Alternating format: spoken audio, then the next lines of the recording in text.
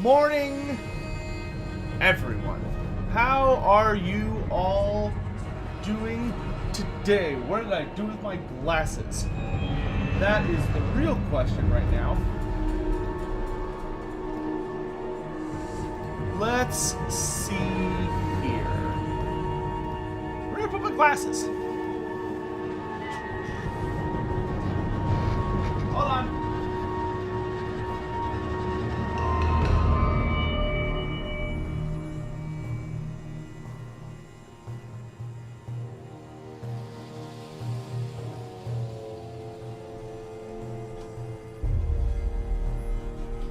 There we go.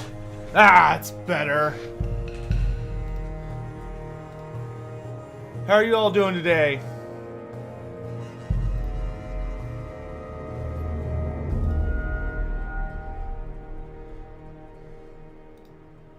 Good, I hope. Let me send out... I need to drink water. My voice cracks when it's dry.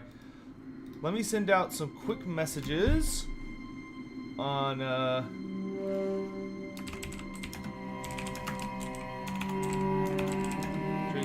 but she is... Just let people know we're live. Let's see.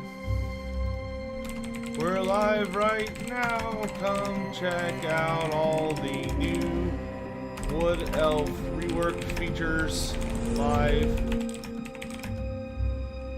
on here or here. And shoot that off on Discord.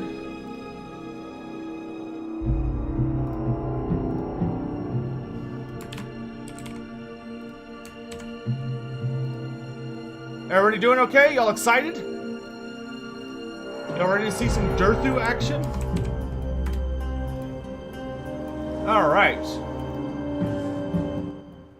We are ready to get into it. Good morning, good morning, good morning. We've got a busy day. Once we get into it, like, once we start the game, we're on a really strict time schedule, because I'm only allowed to stream for so long. So, that being said, I'm not starting the time until we're in game.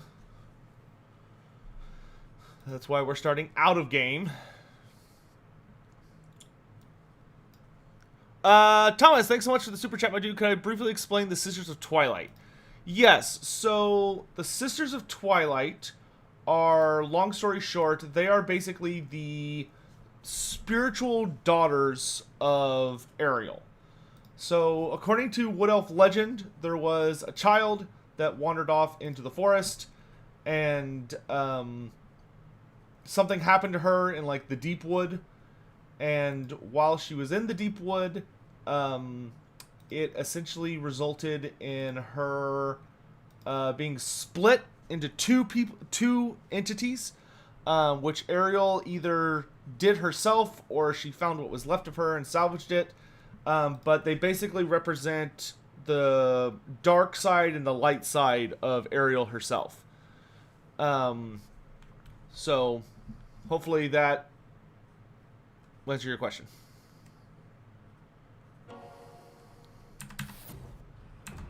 All right, so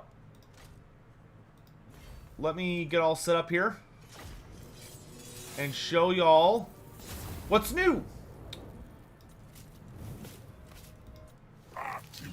So we're going to be playing Durthu today. There are some... I'm gonna just triple check to make sure everything that is... Whoops. Everything that's working and not working is as it's supposed to be. Okay, good. Okay, good.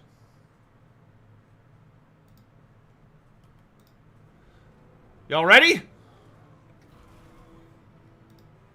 Let's get into it. No Dr. Pepper shirt today? Nope, it's dirty. I'm wearing my, we're doing a Has-Been Hotel shirt today. Alright. Here we Gonna show up. There we go. So,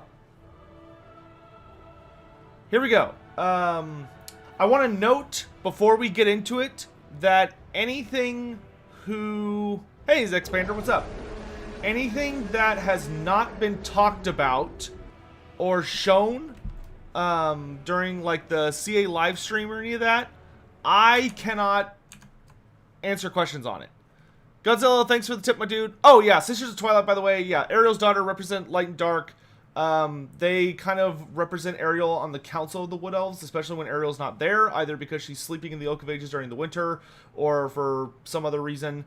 They're basically her voice. They're the heralds of Ariel. You can think of it that way.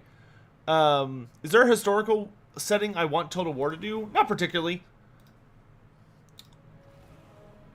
But let's turn a Chaos Invasion on very hard. We can do very hard campaign with hard battle. Sounds fine. And yes, there is a Chaos Invasion meter now. So this is base now. So you no longer... I'm not exactly sure what it does, to be honest, but there is a little meter now that lets you determine how difficult the Chaos Invasion will be, or you can even turn it off if you don't want to deal with the Chaos Invasion. So that's pretty cool. Alright, so we are officially on the clock. It's time to go. 9:10. Okay. Hey, CJ, thanks for the bits, my dude. Same thing to you, MMO Addicted. I heard you could get Ariel for any Wood Elf Lord, but can you show here yet? I cannot show Ariel yet. Which is why I'm playing Durthu. Because I feel like Durthu is less important. Or less, like, tied to Ariel.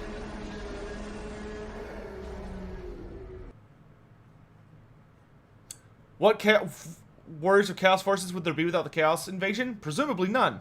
How long can I stream? We're streaming for 2.5 hours today. 2.5 hours today.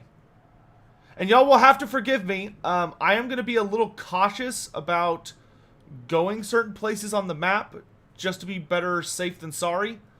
So like, Hail to you, Durthu, eldest of the ancients. I come... Skip! Let's get into it and start showing off all the new features, yeah? And then we're just going to play some campaign. So, welcome to the new Wood Elf campaign. First thing I'm going to show you is that by zooming out to the map, you can see that there are forests scattered around the world. So, you've got the Griffinwood, the Oak of Ages, the Forest of Gloom, Orion's Camp, the Sacred Pools, the Gaian Vales, and the Witchwood. These are all the different forests that you're trying to get a hold of. These are all the forests that you want to take over and protect. You'll notice that the dwarves have kind of been built up a little bit more as Durthu's starting enemy, so they actually start in your territory. You gotta slap them in the face. Laralorn, yes, Laralorn's up here. Sorry, it was outside. This thing was covering it up. So when it comes to teleporting, I can't teleport right away, and we will get to teleporting, but not yet. Lizardman, all right, dude. Take care, my dude. Be safe. Is Gorich available for all Skaven factions or only Clan Mulder? I don't remember. I'm not 100% sure. I'll get back to you on that. When we're fully allowed to talk about the DLC, I'll talk to you about that. So, first things first, let's check out the new constructions. You'll notice the Amber system is pretty much gone. It does exist. You use Amber only for this. So, the only thing you can use Amber for now is these techs, which you'll notice are really, really powerful. Like, upkeep reduction for all forest spirits and construction time reduction. Missile resistance for all forest spirits and healing in enemy territory. All 35% ammunition for all armies and diplomacy. All reload time is reduced, and all forest spirits get poisoned attacks. You heal forests faster, or for burning down enemy settlements. All forest spirits get fire resistance, and melee infantry gets vigor loss reduction. All casting of the Lore of Beasts is cheaper, and all ancient tree lords get little buffs. or are able to cast Flock of Doom for free. I'm gonna mute my phone. Thank you. There we go. All income from settlements is turned up, and all Eternal Guard units get expert charge defense. And growth map wide is plus 25, and all units are faster to recruit. There's also a lot of other techs. Wisdom of the Eagle Lords buffs eagles and lets you see every forest on the map.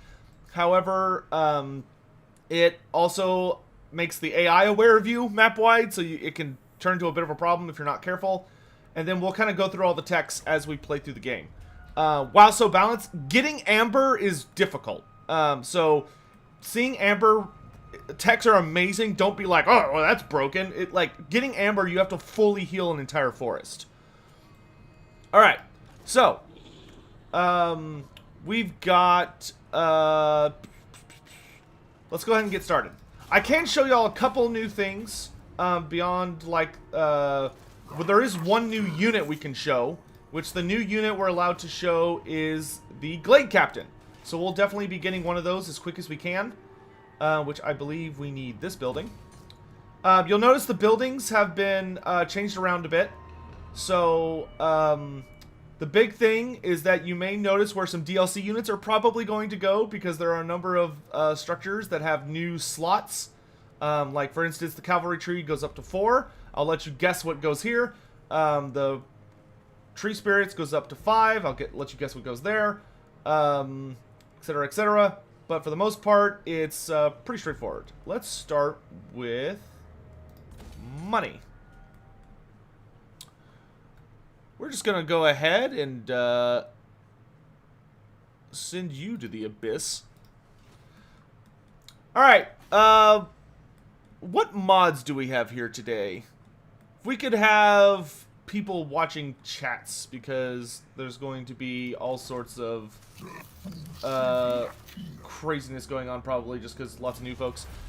Alright, so let's go ahead and get Moreheg the Chrome going. And Kiro, awesome. Alright, so let's go ahead and get started. Show Durthu's new skills? I would be delighted to. So, here's Durthu's new skill tree. These are the new skills that he starts off right now. So we've got Ancient Enmity, which lets him pew-pew faster with Lamentation of Despairs, reduce enemy siege time by 3. Bow Warden gives you way more magic, plus 10% ward save whenever you're fighting in a forest, and plus 5 melee defense whenever you're defending for his entire army, which is pretty awesome. Ward Bark, which is fire resistance for forest spirits and armor for forest spirits. Rage of Kurnos lets you cast Pants Impenetrable Pelt and Wizen's Wild Form faster. Oaken Hearts gives you plus 5 leadership and vigor loss reduction for your army. And then Awaken the Woods, which is really, really strong. So this makes it, whenever Durthu is in a region, he causes attrition to enemy armies. So no matter where he is, if he's in the region and you're his enemy, you will suffer attrition damage. No, we will definitely teleport. Don't worry. We've also got these, for anyone who hasn't seen these. If you're playing as Durthu, just Durthu, and another character who is a forest spirit, you do have the ability to use aspects, which aspects are basically assigning little upgrades to your... It's kind of like the greenskin buffs. So you give an aspect to a forest spirit unit, it gives them a debuff, but also a buff. So, for instance, you know, for Aspect of the Willow, you lose AP, but you gain bonus versus infantry and melee defense. Aspect of the Oak, you lose speed, but you gain armor and charge defense. Aspect of the Birch, you gain AP and speed, but you lose physical resistance. And each tree spirit unit can have them. So, with no further ado, let's go ahead and get rolling. I will note that I am using... I'm using one mod, which is just my 2 skill points mod. It's the only mod I'm using. 2 skill points for Lords only, because playing without it makes me hate myself. Is the Shadow Dancer a hero in game? No, there is no Shadow Dancer. The Throng is Mustard. Okay, so this is a new thing that they've added in for Wood Elves, whenever, no matter who you are or what forest you own, there you will get forest encounters. A forest encounter will give you a little story clip, and then this symbol will appear on the campaign map. If you go to this symbol, there will be a fight. Basically, so if I hover over this symbol, you'll see that it tells me an enemy force is gathering here and will appear in 3 turns. So I have 3 turns to deal with this enemy force. If I don't attack this area right here within 3 turns, then a dwarf army will spawn here and proceed to attack me. But I'm going to get the upper hand on them. I'm going to go ahead and attack them before they have a chance to attack me. Because I'm attacking them while they're still gathering their forces, it will, it's a guaranteed ambush. So let's go ahead and hop into it.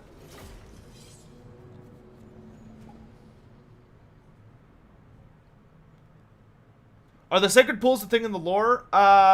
Technically, but this game took a little bit of... Yes, they are.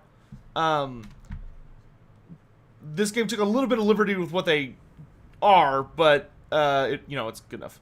Am I going to make map changes and new special buildings video? I will have a video coming out, yes. It'll probably be out later tonight. Okay, so let's gamble for some magic. And let's obliterate some dwarves who are foolish enough to come into my forest, and they are not going to have a good time because of it.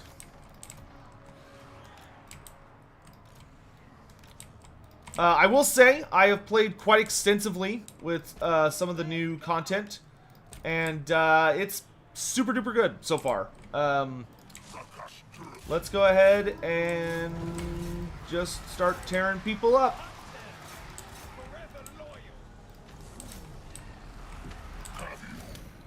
How's everybody doing today?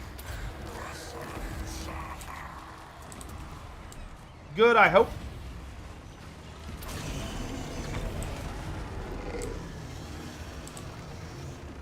Will you need the Wood Elves DLC to play the new Legendary Lords? No. You just need the new DLC. If you want to play as the old Legendary Lords, or I think Dryja, you need the old DLC. I think.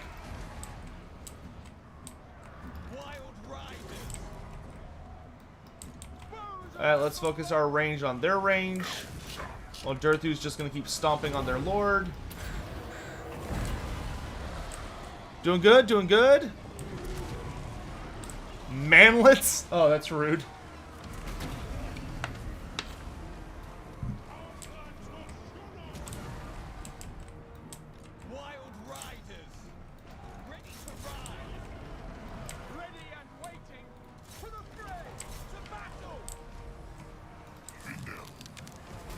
I heard arrows now shoot through trees. Yes.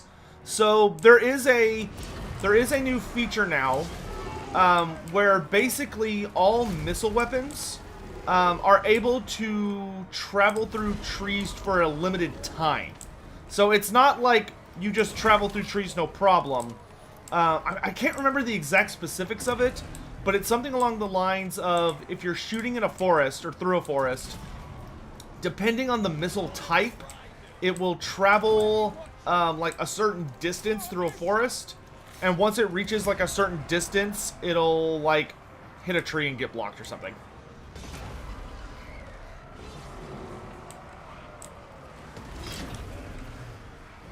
No, that's a thing for everybody, not just Wood Elves.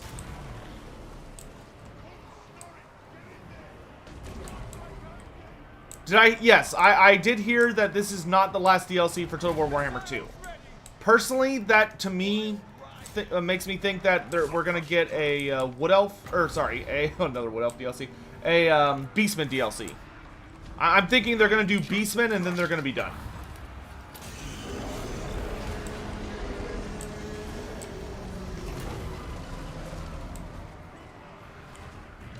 I don't have any proof. That's just what I'm thinking. That would, to me, that would make the most sense. Like, how can you do Wood Elves and not do Beastmen? Alright, dwarves are routed. Let's get out of here. Beastmen and Norska? I think it's going to be Beastmen versus somebody else. I don't know.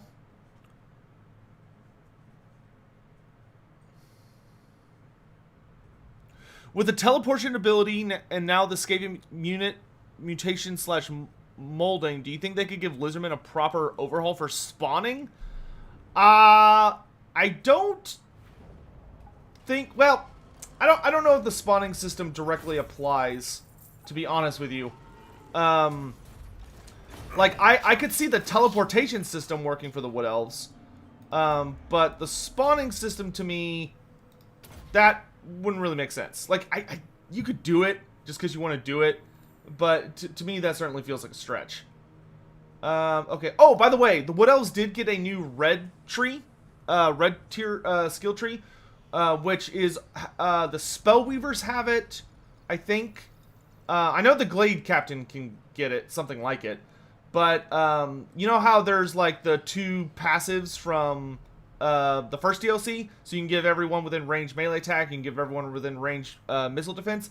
Now, if you want to choose this instead, you can give everyone in range melee defense with the Trickster God stuff. Which I know for a fact the Glade Captain has it. Okay, so let's focus on money. Actually, do I want... yeah, let's focus on money. That's fine. And don't y'all worry, we are going to be teleporting to a different forest far, far away very quickly. I'm not exactly sure where we're going to go yet. Oh, by the way, they did overhaul the offices as well. The Wood Elf characters have different offices. For Durthu, your offices not only give you awesome offices, but you'll notice that he has spites. We have spites now from 6th edition Warhammer. So if you assign an Ancient of Talranek, this tree man will get the Befuddlement of Mischiefs, which is a group of spites that roots enemies in place. If you take the Ancient of Daliandra, you can get the Resplendence of Luminescence, which buffs nearby allies at all times. If you get Ancient of Throwlock, you get the Annoyance of Netlings, which anyone who plays 6th edition should remember the Annoyance of Netlings being the dumbest garbage in the universe, which debuffs all enemies nearby. And the Ancient of Druthundor gives you the Cluster of Radiance, which gives you way more Winds of Magic. Okay, our branch rate leveled up, so let's do Replenish Troops. And then we're going to end our turn. Did Orion's skill tree get an update as well? Yes. What's up, Orion? You want non-aggression? Deal.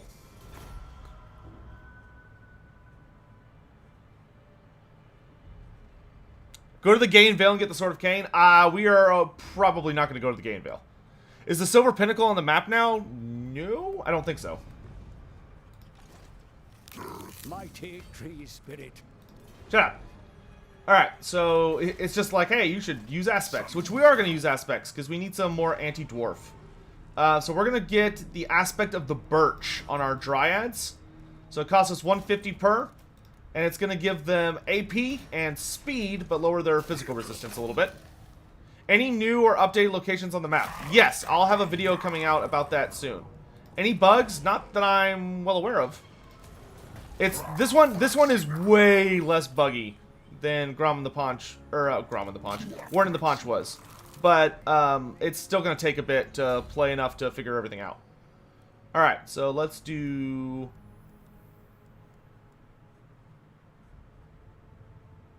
Let's do more money. I do like money very, very much. Are we gonna head to Hell Pit today? No. We're not gonna be going anywhere near Hell Pit. For the most part, I'm going to be actively not trying to head towards the nearest place where I could potentially run into problems relating to showing off things I'm not supposed to show off. And then for our... I think for our Treekin, which Treekin, you may notice, actually did get some stat readjustments. I'm pretty sure, but I'd probably go to someone like Turin for more info on that. Let's go for Aspect of the Birch on him as well.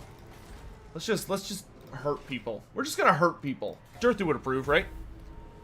Is the Wood Elf AI still super turtly? It probably depends on where you are. Yeah, we're gonna go to the we're either gonna go to the Forest of Gloom or the Sacred Pools. We're gonna go to one of those two places. Oh, I heard a tip sound. Biofoot, thanks for the tip, my dude. Sotek titled the episode with a pun. How do you check for a doppelganger again? You'll never know. And Duncan Keeley, thanks for the generous tip, my dude. The forest is our home. Thanks, man. I really appreciate the kind words. All right, let's go stomp some stunties. Not that we could make them any smaller, but, you know, we're going to try. Hello.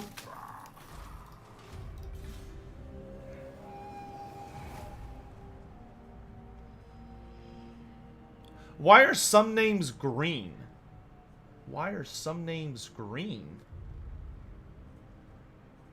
Hold on. What do you mean, why are some names green? Alright, we got the Moreheg the Crone, so we got campaign line of sight and public order. He means Carrick Norn. Oh, gotcha. Got the outline. Okay, good question. So, whenever a settlement is green, or it has this little tree symbol next to it, that means that it's feeding into your settlement. So that's how you heal the forest, right? So to heal the Oak of Ages, you'll notice every forest has these big bars, right? This shows the health of the local forest. And the way you heal it is by interacting with these settlements that have these little things here. So you'll notice when I hover over them, for the Oak of Ages, it's showing me every single settlement that is feeding into the roots for the Oak of Ages. So Karak Bufdar, Quinels, Karak Asgaraz, Castle Kassan, Fester Spike, Paravon, Carrick Norn. If an enemy owns that territory, I'm going to be taking negative penalties to a minimum of 0. So right now the Oak of Ages is at 1 health, but it's losing per turn. So it's probably going to go down to 0 next turn unless I do something about it. If it's owned by a neutral enemy, so for instance, Skarsnik is not my enemy right now. So you'll notice it's neutral.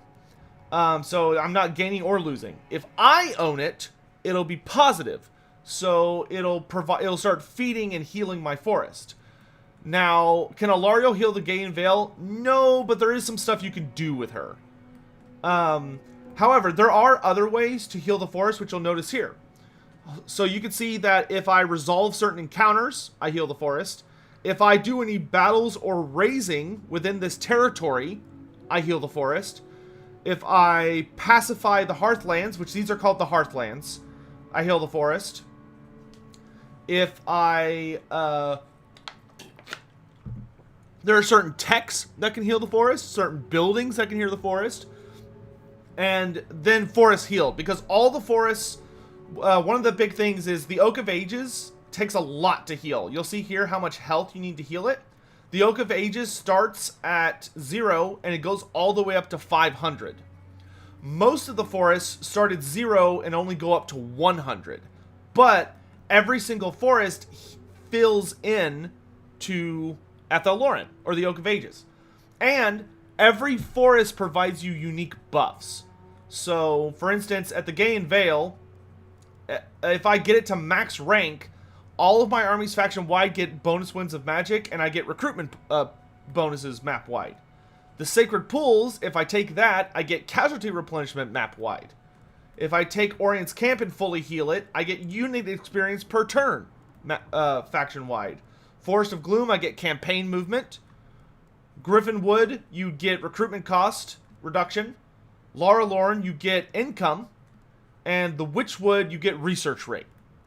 Can I interact with Alariel? Not yet, but I'll be able to once I buy the tech for it. Can you abandon a forest after fully healing it? If you want to, but it would destroy your income. So we gotta pick new tech now. So let's go with... I can't afford Wisdom of the Eagle Lords. See... Where is a really good one for forest spirits? I think my favorite tech personally is Estereth the... Well, Estereth the Lord of Hunger is really, really good because that -4 to enemy siege times. But let's see. Let's go...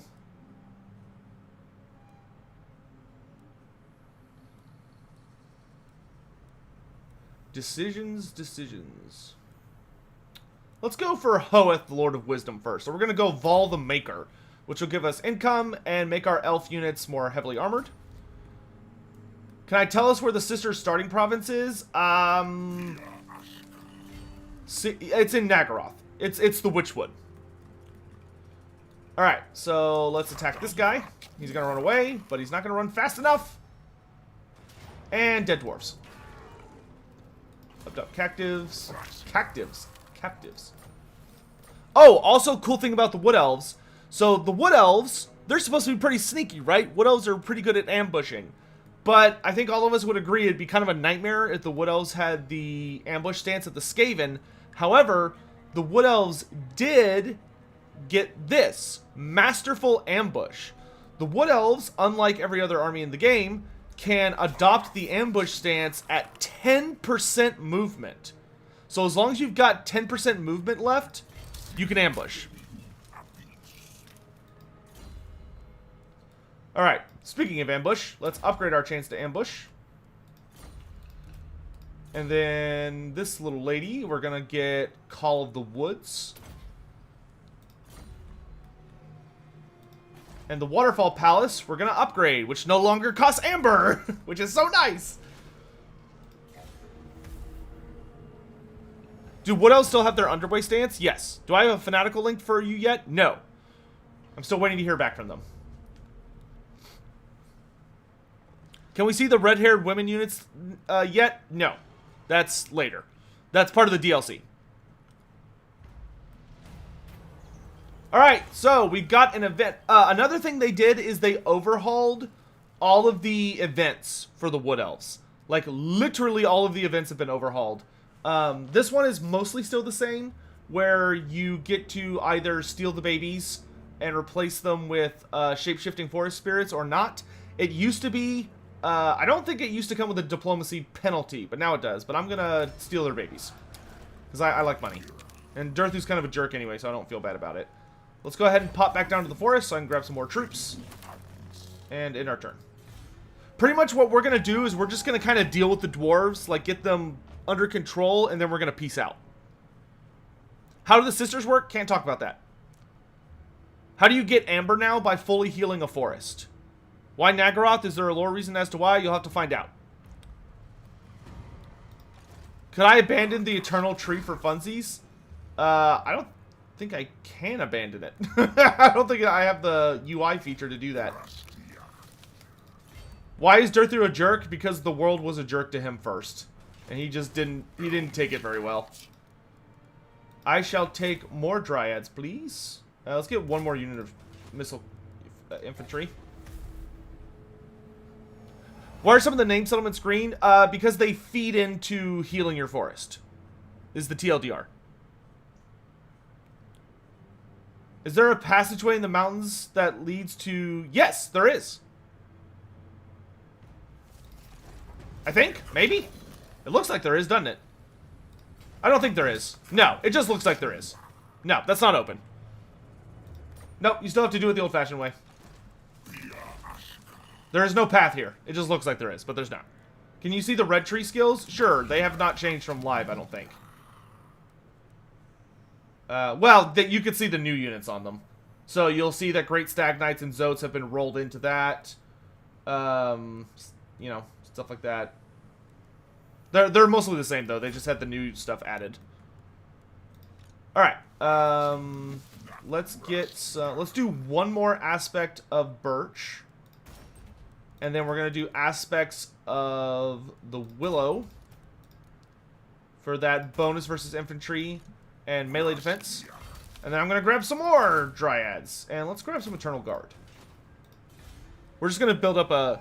What is the name of Durthu's angrier cousin? It's Coadil. How do Wood Elves make gold? Blowing stuff up, mainly.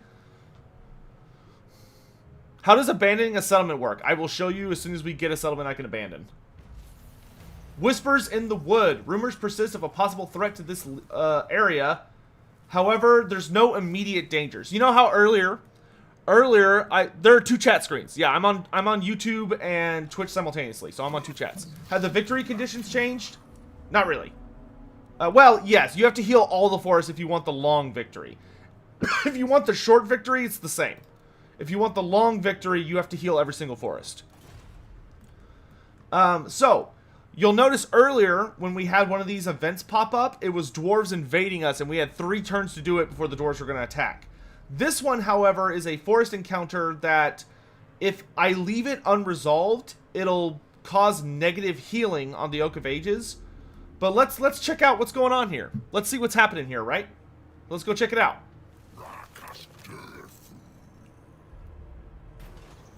Alright, we got the King's Glade. Orcs are a frequent nuisance on Athaloran's mountain's eastern border. Your spies have spotted a warband entering the forest. This band, however, is a ragtag affair that could easily be misled into leaving the forest without a fight, but the tree spirits want blood. So I can decide later, which means I don't deal with it right now.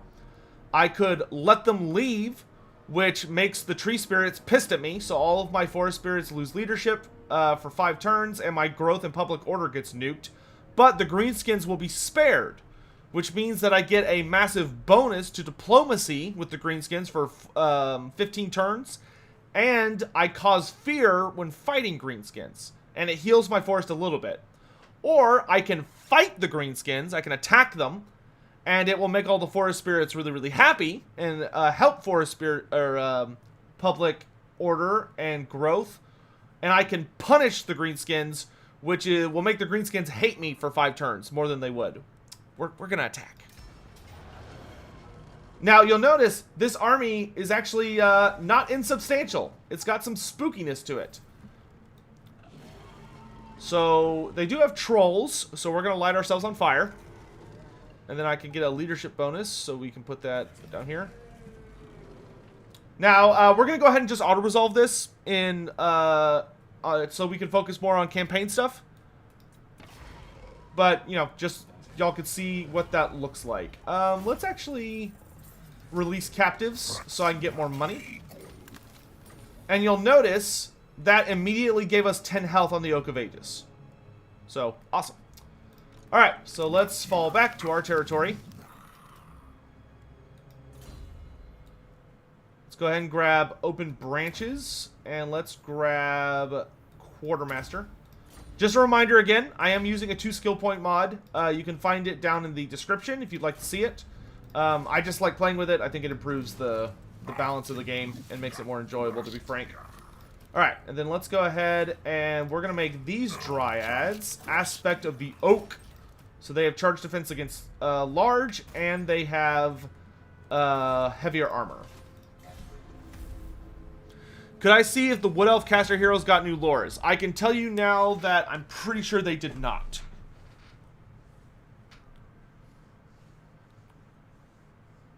Do Wood Elves have any new units except the 3 from the DLC? Not that I'm aware of.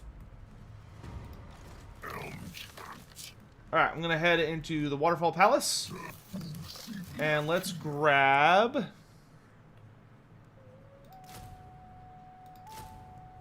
those.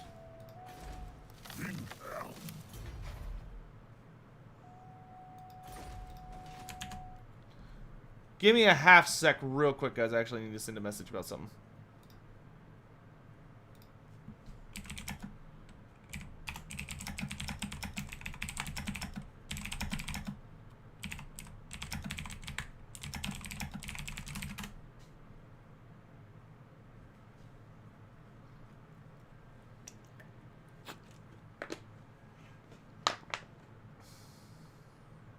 Okay. Okay, thank God. Okay. So yes, there is another unit. I just had to check we could talk about it. Yes, there are Glade Riders with Spears. Glade Riders with Spears are a new basic tier infantry unit. So if you wanted cheaper cav, your prayers have been answered. You can now run a mostly cav build really, really fast, which is actually really good for Orion.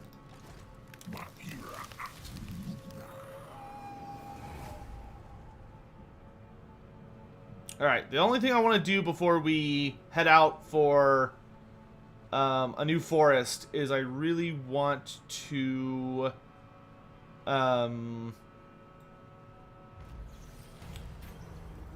Warrior Send-Off, Casualty Replenishment Main, Upkeep Production for all elf units, Return to the forest. Recruitment costs for all dryads and growth all provinces.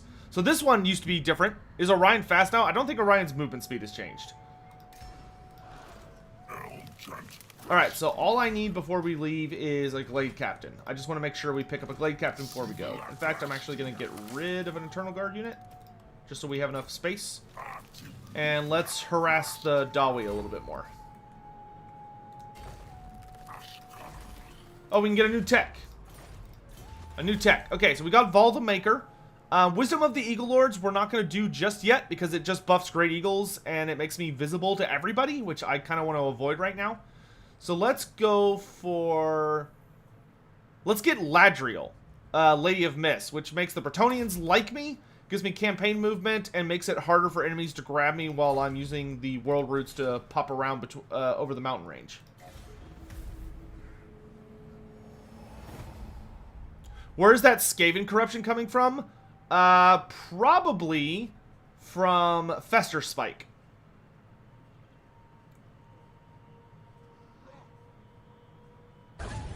Hey, CJ Ubasta, thanks so much for the 5 gift subs, dude. I appreciate that. Do Wood Elf casters' colors change based on lore? I have no idea. I will check as soon as we can. Let's see. Let's grab Howl of the Forest. And I don't know if I want to fight this entire blob. I think we can take them. Especially if we catch them in a bad ambush. Does corruption affect forest health? It can, if it gets bad enough. Okay, so now the question is, what direction is he going to come on from? Let's do skill dump, part of the mod.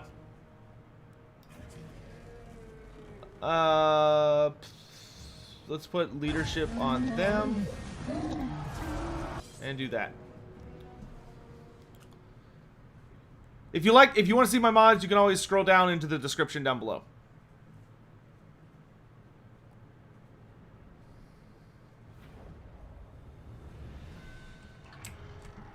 All right. Ah, good. My plan worked. Excellent. Playing fair is for chumps.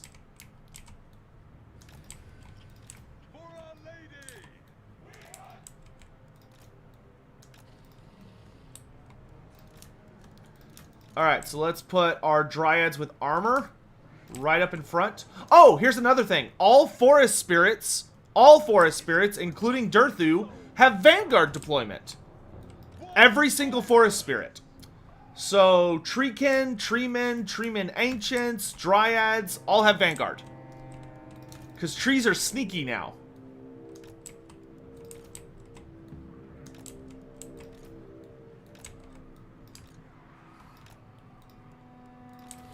Which is also really nice because of how slow their movement speed is.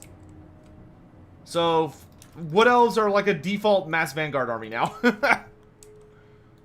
You know what? Let's actually have the Eternal Guard make sure those dwarves stay away from us.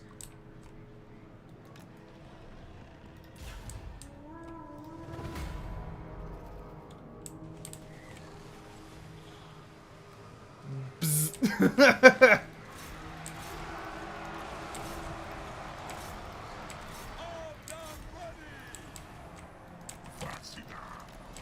And you get...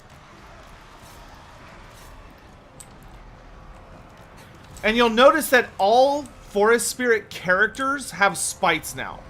So for instance, my Branch Wraith has a spite. This is the Muster of Malevolence. So I can cause damage. So this is a... Basically, it's kind of a Spirit Leech that reduces Vigor by 100%. So we're going to put that on the Thane. Which is going to nuke his Vigor like nobody's business.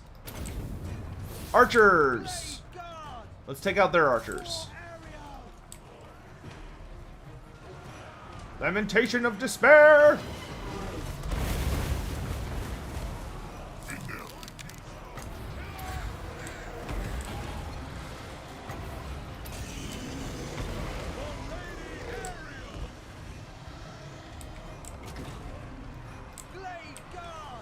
Good job. Let's take out the next unit.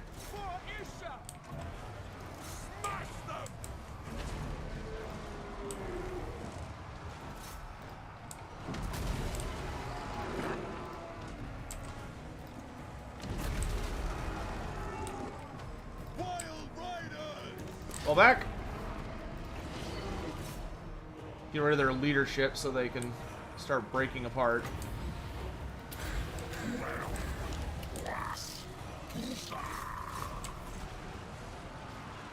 Oh no, I see them.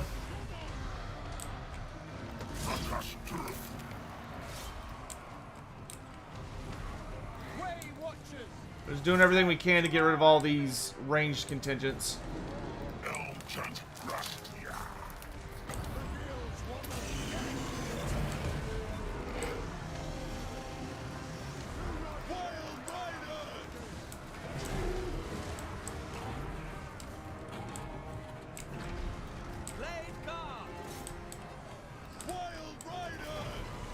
Who's more powerful, Ariel or Alariel? Ariel. Ariel's way more powerful than Alariel. It's not even a contest.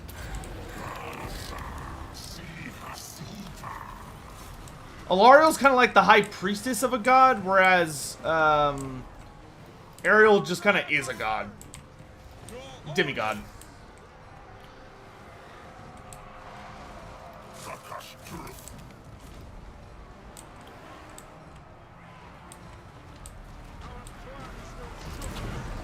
Okay, we're gonna go ahead and start falling back this way. Because I'm not too worried if we have to fall back. Our goal here is kind of just to do as much damage as possible. Hopefully we can get the greenskins to become more aggressive. We just want to make sure we don't lose any archers. Forest spirits I don't really care about. We can lose as many of those as possible. We can lose a whole bunch of those. It's not going to make a difference.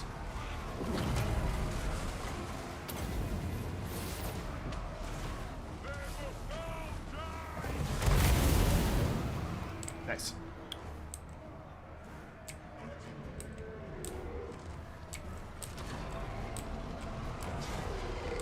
We just want to maximize carnage here.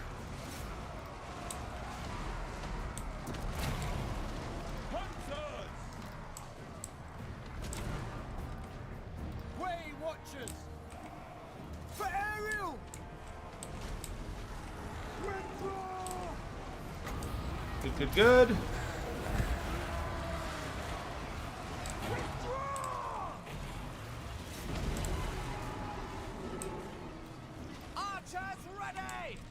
Boy, all over here.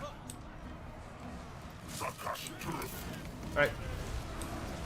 Time to go.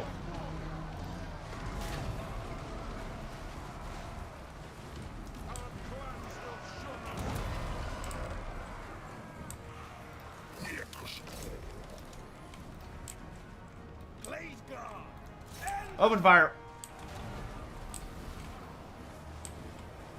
Looking bleak? Nonsense. Everything's going according to plan.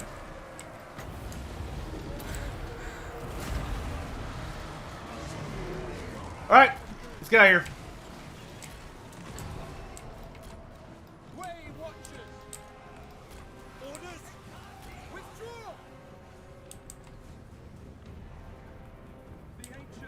Go back!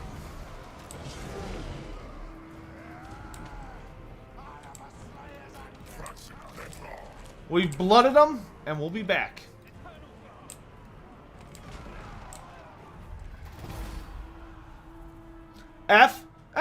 We kind of wanted to go in there and just do as much damage as we could. Just tear up the dwarves a bit. We're trying to force them out.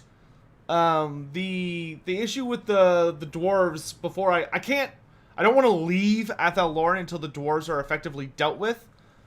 And we need to blood them enough that they kind of get forced to start coming out, or at the very least, Scarsnake is able to get the upper hand against them. Now, hopefully what he'll do is follow us.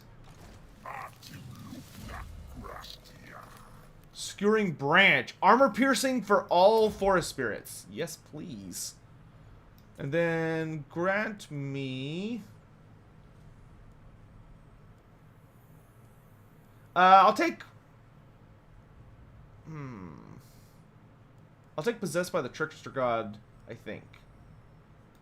Because I'm already going to have Howl of the Forest on my branch rate, so yeah, let's take Possessed by the Trickster God. Oh, there are beastmen in the forest. That's a big old beastman army. let's go ahead and put someone in charge here. So you'll notice that all forest spirits have spites now as their traits. So I can get a guy with a buff with the resplendence of luminescence, which lowers enemy magic resistance and gives me those buffs, or I can get the annoyance of netlings, which lowers enemy campaign movement and also lowers the debuffs of all enemies. And we're gonna grab that one to start. I'm gonna pop in there. And because, which office do I want? Because we can give him Fulfillment of Mischiefs. Let's do Cluster of Radiance, maybe? Yeah. Well, I don't know. I think the Ancient of Talranek is actually... Yeah, that's fine. So that's going to give him really, really good healing. And let's grab lots of life magic. And dare these... I cannot give you, like, a review. Like, I can't score the DLC. That is explicitly against the rules. Until a later date.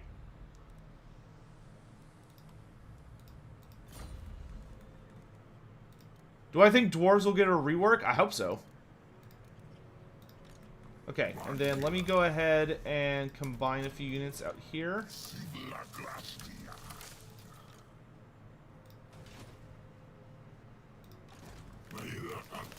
We just want to make these beastmen think twice about attacking us.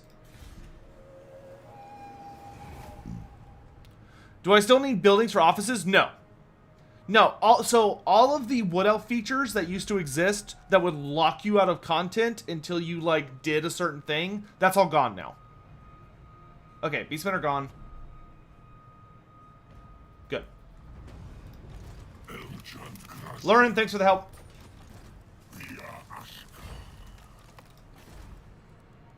There we go. Then we want... let's save up for the Trapper's Den so I can get more income.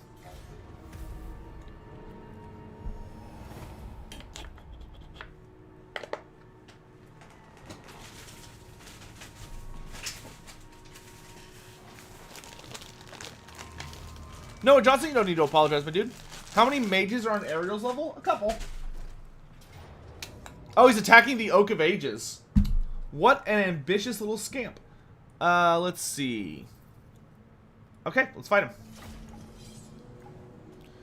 Yeah, you do actually have to protect the Oak of Ages in this game, because the AI will gun for it. Why are some of the cities green? The cities that are green are the cities that feed into whatever forest is closest to them. So if you're playing as the Wood Elves, those are the settlements that you either need to make sure are occupied by friends, or you're attacking them, or you burn them down, or whatever. Can we win this? There sure is a lot of them. Yeah, they're beastmen. Beastmen have really, really terrible leadership. Plus, it looks like he's probably almost entirely going to come up this little chute here. So we're going to be able to just kind of stonewall him.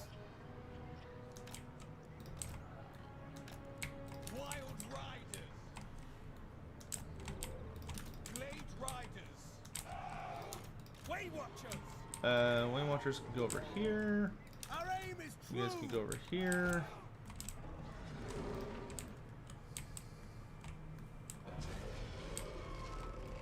Alright.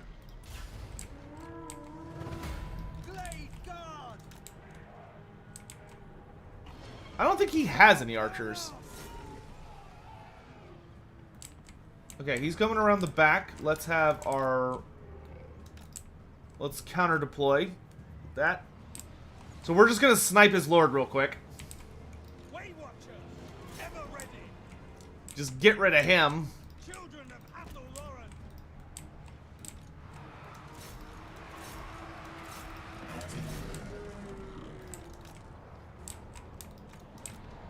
Okay, he's coming around this side.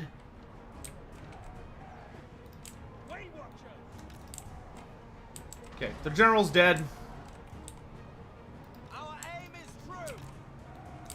Oh, no, he does have archers. There they are. Okay, the dogs are falling back. Can have the Glade Riders do some strafing. Let's have these guys go around that way.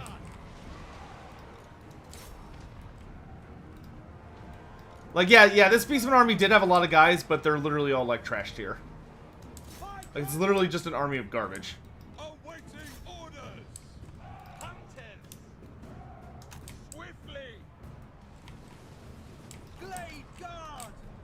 Let's fall back one of these Dryad units.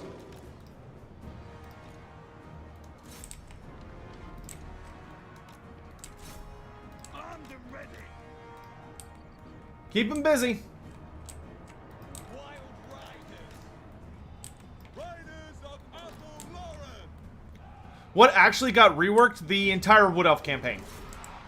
So like the tech tree, all of their events, their legendary lord skill trees got updated, all that kind of stuff.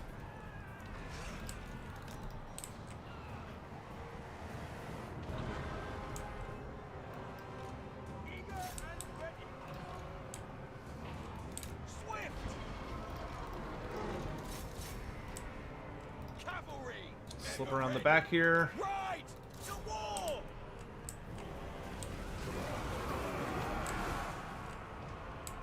The Oak of Ages is not falling today. Blade Riders, get them.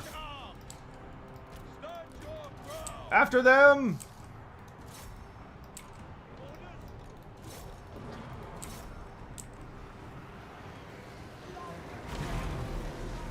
Is the rework bigger or smaller than the Empire one? I would say it's about the same size.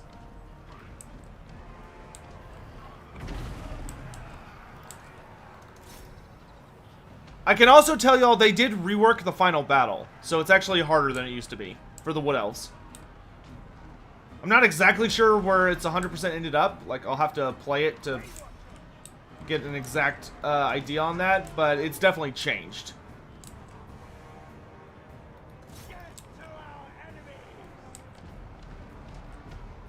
Any big changes to existing units? There's been balance change. I mean, there's been a substantial amount of balance changes. I'm not sure if we're able to talk about, like, or focus on stat changes, though. Those might not be finalized yet.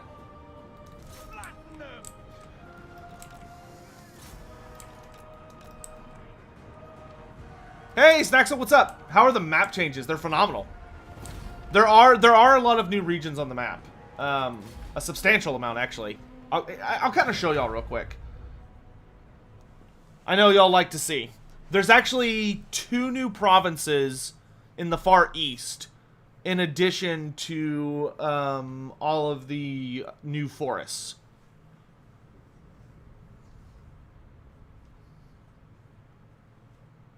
What mechanic would I change or add to the Lizardman, to the Geomantic Web? I would make the Geomantic Web able to, like, give you really powerful buffs if you build it up enough. Okay, we're gonna heal just to make sure that the Oak of Ages garrison is in good shape. Will I be streaming anything after this? I will be doing some Vermintide later today. So you'll notice this thing used to suck. It used to be like Assurin was always pretty good, and the Kane give you like +8 melee attack now. But now you see, between Kane and Assurin gives you upkeep reduction faction-wide and income increase, but Kane gives you recruitment cost reduction, post-battle loot increase, and recruitment rank. I'm gonna take Kane. Alright, Durthu. Now that I can get higher ranked troops, give me some Dryads. And we can grab the Trapper's Den, which gives us more money, and growth. Which growth and money are very important. And then, I think to deal with the dwarves, based on our income, some cavalry would probably be the best decision. So let's get the muster stone so we can get glade riders with spears. So you see a new forest encounter just showed up. So at some point I need to get down there and check that out. Though I'm not in a rush to do so. This one's not a timed event. It'll wait until I get to it. The beastmen have been cast back. I don't think they're going to be a problem.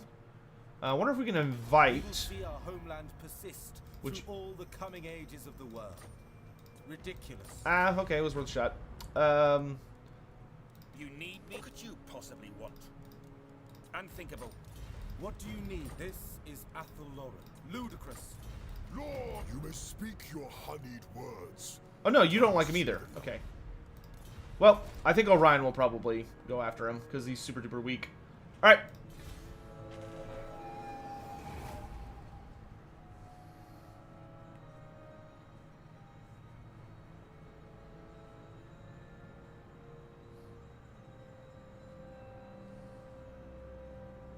Oh yeah, that's the other thing.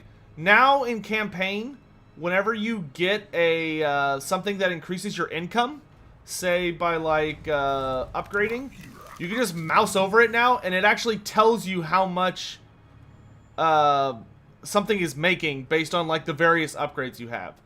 So like you can see the grapevines, it tells me, okay, this building makes 600 gold, but there's something going on that's giving me a 1% increase right now. So it actually makes 606.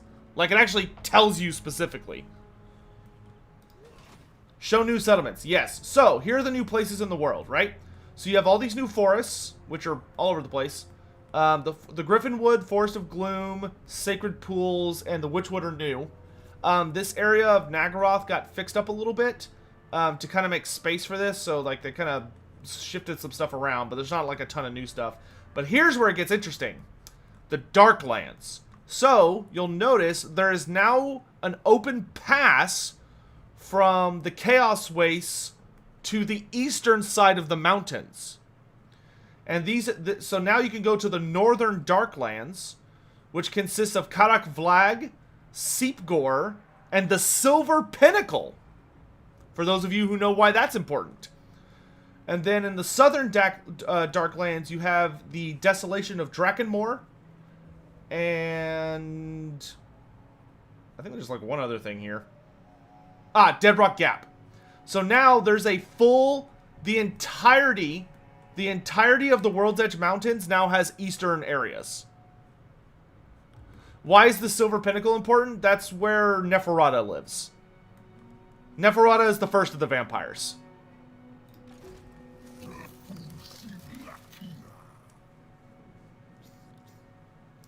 At some point before long, I will put out a video exploring that new territory. Oh, we can get War Dancers now. That's nice. Oh, wait, we can get our Glade Captain. Glade Captain! Confident, Cunning, Ariel's Chosen. I do like extra winds of magic. Poison attacks are pretty nice, though. Let's go Ariel's Chosen. Glade Captain reporting. So this is the Glade Captain. She's a chill lady.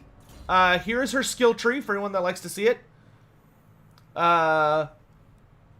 She's got, you'll notice there's a Great Stag Mount, which the Great Stag Mount has also been extended to the Great Stag Mount is also available to Glade Lords.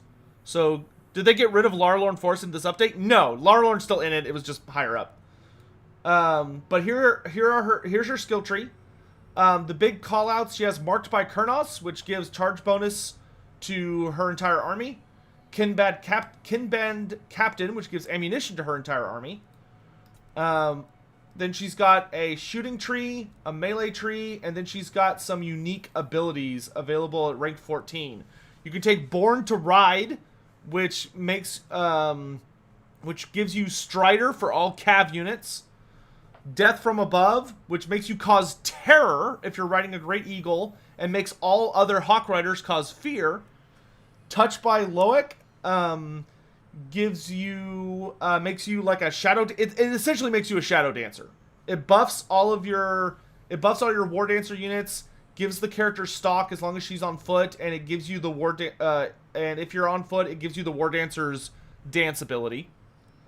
Wildwood Veteran makes all Wildwood Rangers immune to psychology or Vanguard deployment. Sorry, all Wildwood Rangers get Vanguard, which is awesome for a great weapon unit, and it also makes her immune to psych. And then she has the Dance of Loic, which is the melee defense buff, and she gives you increased movement, campaign, boost income, can damage buildings, wound, assault units, and specialist.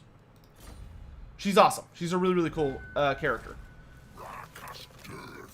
Okay, we want to save up for a vineyard. So let's go ahead and end our turn.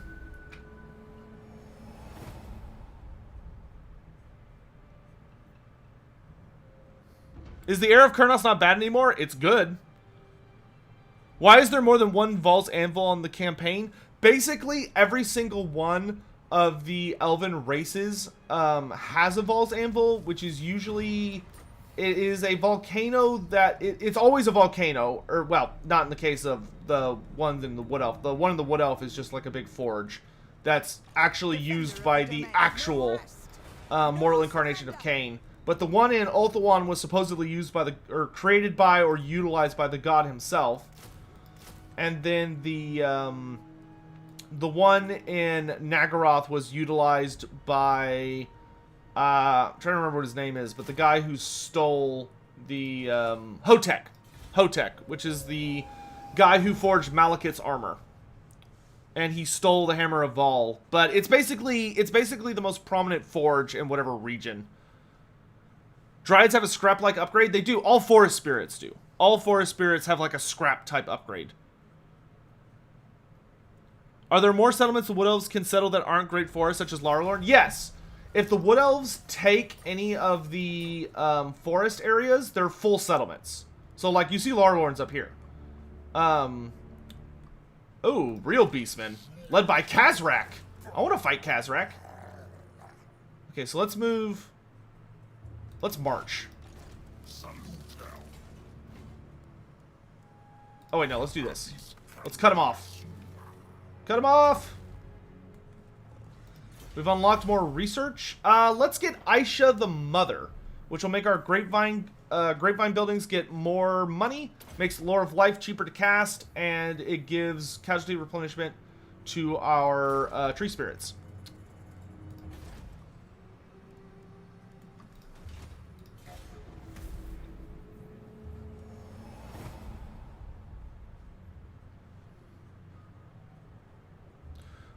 Will Drycha be a powerful character in multiplayer? I cannot comment about Drycha yet. Oh, okay, so he's coming right for us! Alright, so it's time to fight Khazrak. He's ambushing us, but we're in the forest, so we do have a lot of buffs. Can you see the damage of spells now? I don't know, I'll check. Glade Riders with spears? Yep, I have those in my army. They're right here.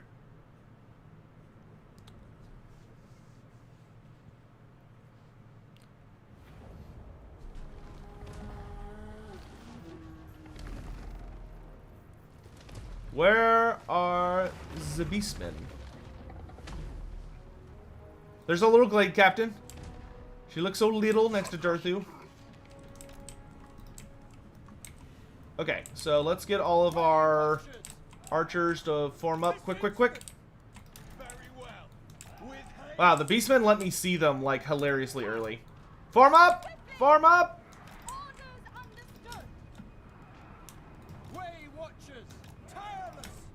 Let's send the Way Watchers more around the flank a bit.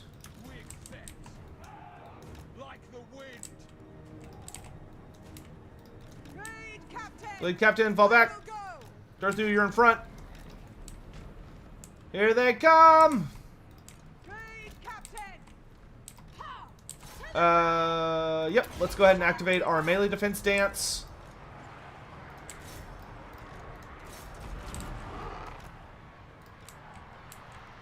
Is this it? Oh no, okay, here comes some other stuff. Here comes the main line. I want y'all to hold the line here. I want you to go after him. The hunt begins. Blade guard, faster! I want you over here.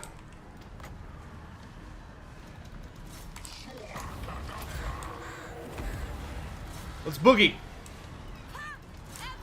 We're just gonna leave on their dance because I value melee defense in this particular matchup. Ever ready. Glade Riders, let's go. Glade guard. Archers, let's realign. Khazrak is getting absolutely blasted. Let's hit him with Muster of Malevolence. So now Khazrak lost 100% vigor and is also taking Spirit Leech type damage. I don't believe damage abilities... No, damage abilities do not tell you exactly how much damage they do right now. Go, go, go, go, go. Okay, let's switch to melee attack mode and go after those archers. You go after Khazrak. Actually, no, you shoot Khazrak.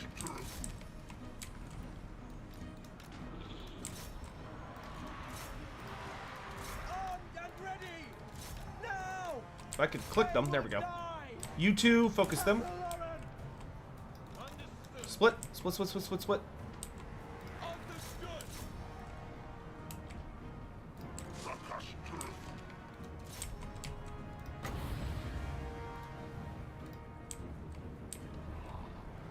Doing good, doing good. Send y'all over here. Let's get a little bit of shadow magic. Slow these guys down a bit. Make them easier to catch. To me! To me! Okay, that group's shattered.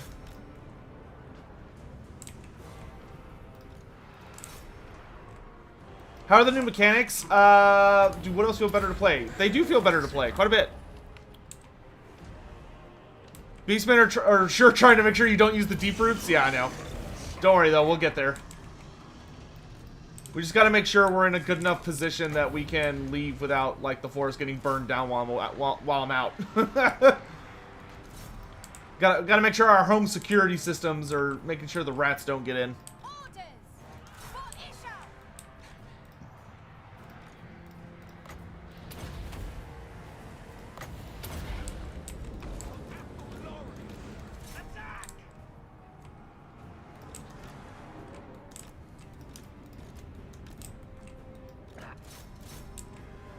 There's the army losses. How did Kazrak lose his eye? Boris Todbringer cut his eye out. Yeah, Kazrak had a big battle with Boris Todbringer where he lost one of his eyes. And then he ended up getting Boris back, though.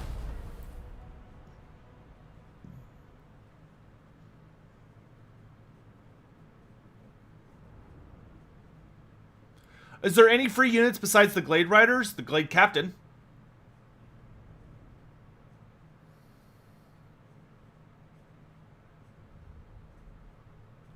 So they cut each other's eyes out? Essentially, well, Kazrak did it very deliberately. When Todbringer cut out Kazrak's eye, it wasn't like a, gotcha kind of thing. It was like he was fighting Kazrak, and that was what he managed. Oh, great, I cause fear now. He, like, just managed to, Kazrak got away from him. But, because of his, Kazrak had, like, a loyal hound named Redmaw, which Redmaw was very, very scary. It was, like, a really big, scary chaos, hound. And Redmaw, when Kazrak was battling Todbringer, Todbringer got the upper hand and slashed one of his eyes out. But before, Kazrak could finish him, Redmaw showed up and attacked Todbringer. So Kazrak escaped. And then, but Redmaw was killed, and Kazrak was super pissed about it. So Kazrak set up like a whole elaborate thing to lure out Todbringer, and then lured him out so that he could get revenge. And when Kazrak beat Todbringer, instead of killing him, Kazrak very slowly used one of his horns to impale one of Todbringer's eyes and rip it out. And was basically like, okay, we're even now. And they have been hateful enemies ever since. Let's get the Arrow of Kurnos. It's a really nice ability. Okay, he's at the Waterfall Palace, but Waterfall Palace will be fine. Really want to save up for... Oh no, I need more growth. That's right, I need more growth.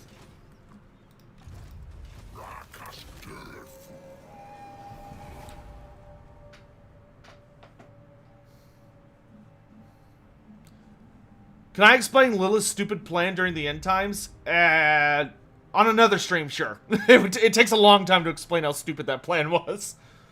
The TLDR of it is that she tried to, she thought she could basically, like, manipulate...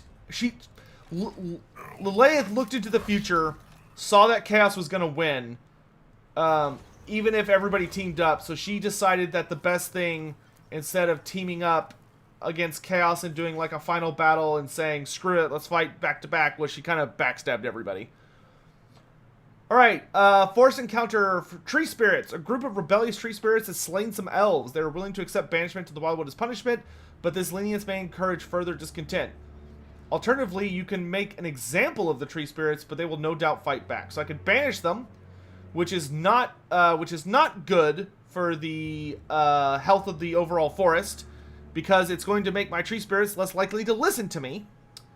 Or I could punish them, which means I have to fight them, but my tree spirits will be better behaved, so we're going to fight them. We're going to execute them. Rebellious cowards.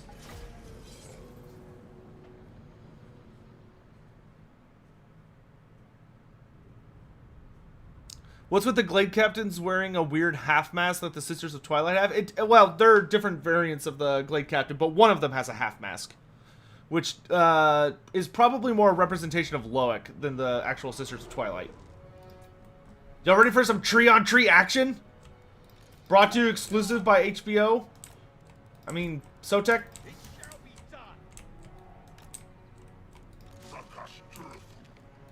I should note, oh wait, do I not still have it equipped? Damn it! What did I do with the Banner of Flame? I think I forgot to put it back on me. Whatever, it's fine.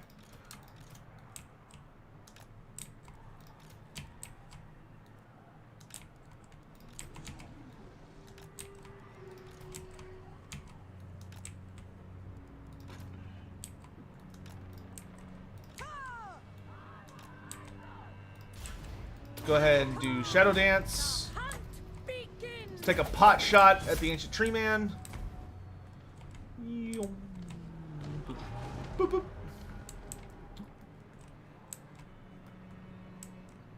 Hey, Benaru. Root out the tree. Oh my god. Okay, so we're gonna keep our Glade Riders in reserve. We're basically just gonna use them to chase down fleeing units.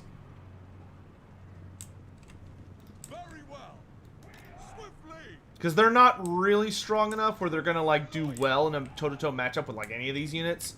But they do well enough that we can kind of go from there. That was rude. If he gets into range, we definitely want to snipe him down quick.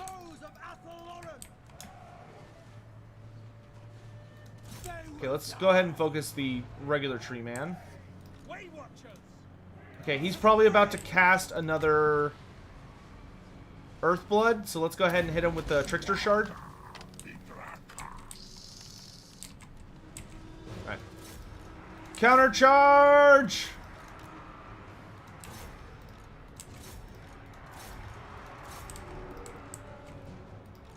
Spears, let's hold over here.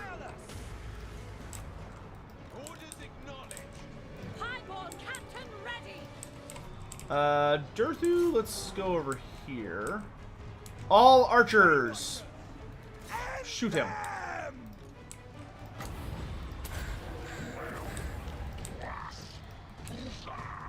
War Dancers, I want y'all on this flank.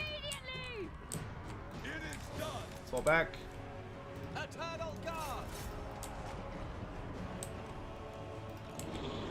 Send you over here. Let's drop this on the Ancient Tree Man. Actually, you know what? No. Oh, well, too late.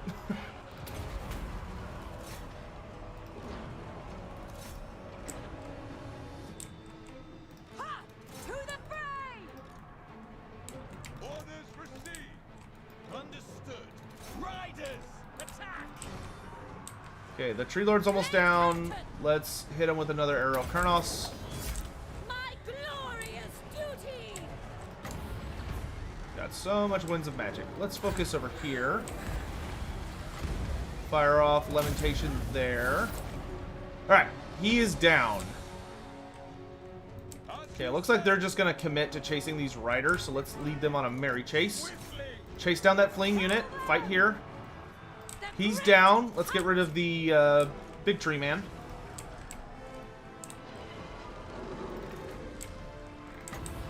Let's go ahead and pop a buff on our Eternal Guard. Make them a little more resilient to damage. You guys are going to come over this way. Durthu, you're going to go get involved in this big old mess. Talon of Karnos! I cannot refuse. We'll send in the Glade Captain to fight. Let's fall back our archers a tad. These guys turned around. Let's have the Glade Riders pursue them. Let's bring you guys around this way. Don't go that way. Focus here. Weight Watchers will obey. Armed and ready. To the fray! Okay, let's switch our War Dancers to melee attack stance. Go after them. Keep doing lots of damage. Glade Captain is tearing up those Treekin, doing her job. Let's have them pursue this much, much healthier unit of Dryads. This unit's getting absolutely destroyed. Let's bring you guys around this way. Fall back. Drop this on this unit. Let's get some more spell damage going.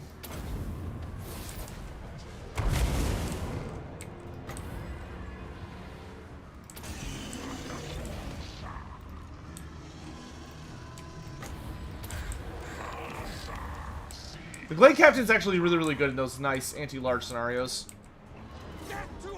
Turn and fire! Turn and fire!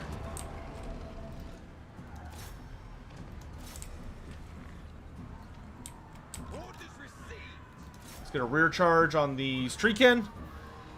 Have I shown Spellweavers yet? I can't, because those are DLC.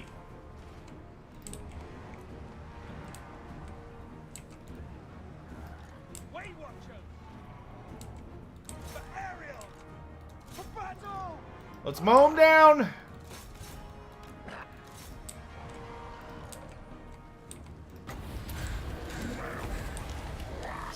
Good job, Glade Captain.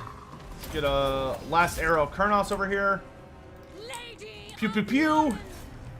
Nice. All right, the tree spirits, the faithless tree spirits have been dealt with. For the most part. We're still kind of wrapping up here, it looks like, but we're getting there.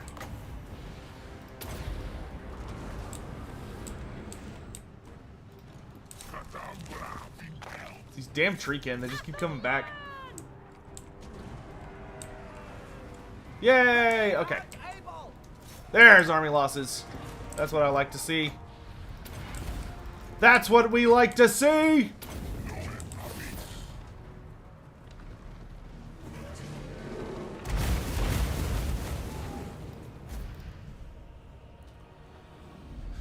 Yeah, the Glade Captain is through Total War Access. And you'll get access to it the second the DLC releases. What's the story of Daith?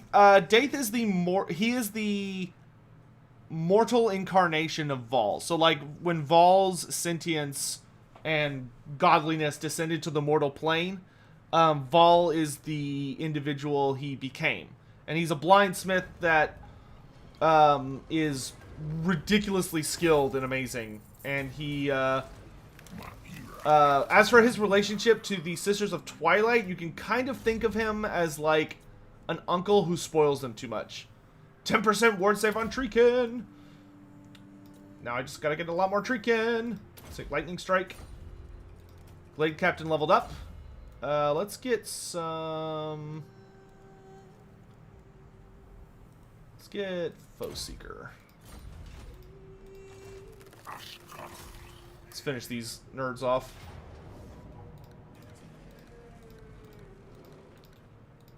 Interesting. I'm not sure why Lightning Strike is helping me, but you know what? We'll just take care of that. There we go. Alright. 4 spirits are dealt with. I'm gonna head back to the Waterfall Palace. We could upgrade the Oak of Ages, which gives us... It unlocks the Confederation missions with Widrioth and Torgavon. And it also... Which, oh, that's worth noting. So the Confederation mechanics for the Wood Elves have been overhauled. So now they have a mechanic.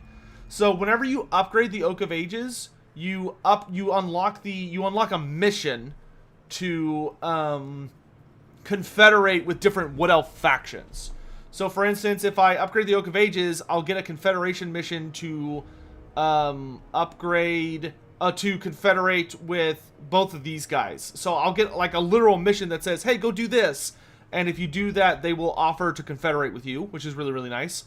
And then if you get it up to the 3rd version, you get missions to confederate with Arguelon, who's myself, Talzin, which is Orion, and then the Heralds of Ariel, which you can guess who that is. And then that's it for that. But we are definitely going to upgrade the Oak of Ages. Oh, actually, do I want to upgrade the Waterfall Palace?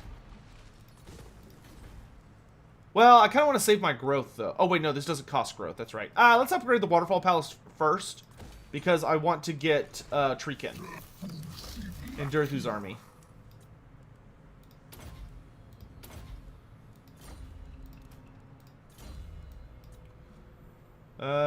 Give me impenetrable bark. Cool.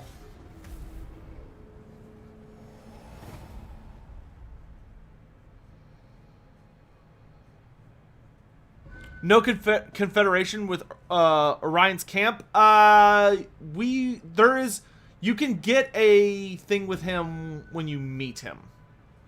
Meet them.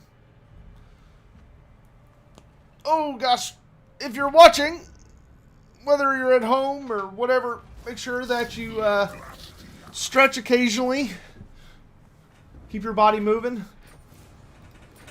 And don't be afraid to you know, walk around a bit. Drink some water. Stay hydrated. It's important.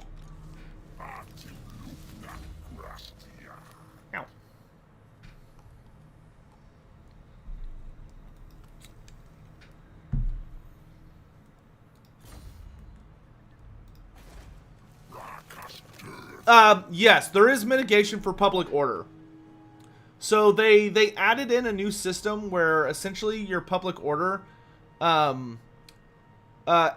depending on how good your public order is, you get various buffs and debuffs. But the lower your public order gets, you get a lot of penalties, which you can see here. But it becomes easier to stabilize it. But the higher your public order gets, like once you have really, really positive public order, you get a lot of bonuses, but your public order starts to go down. Because basically the higher public order you get, like you start to run into problems. So it tends to stabilize itself. Oh, you can't see it because my face is in the way. There you go. Now you can see it. So you can see that right now I'm between -50 and -75. So I get plus 2% campaign site, but my buildings are more expensive, my growth is slower, and my recruitment cost is more expensive. But it's trying to stabilize, so the public order is higher. And that's the case for most factions. I'm going to move myself back. There we go. Okay. We've got good money, but I kind of want to save to upgrade the Oak of Ages if we can. Yeah, it kind of moves between a high and a low scale. Mm-hmm.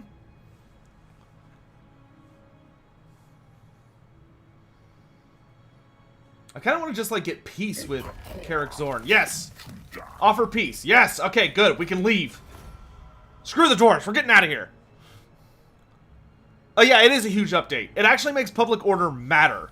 And it's more difficult to maintain. Vlad, yes. I can comment on the actual, like, full rework. Like the Wood Elf rework. And I will say that the Wood Elf rework feels awesome. It feels super awesome. Let's get Elenil, the Lord of Destruction. Okay, I need to heal for a turn. Let's grab... Let's actually cut down on our Glade Guard a little bit. So I can get Glade Riders with bows. And then I want another anti-large. And... let's get rid of the Eternal Guard and get War Dancers with spears instead.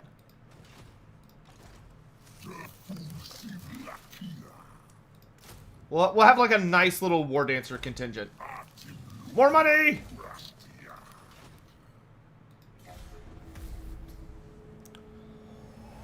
Any big changes for Skaven other than new units? I don't... There is some stuff, but I don't think I could talk about it yet. I'm going to be better safe than sorry. Apologies. Are the Wood Elves significantly weaker now? No. I don't think so.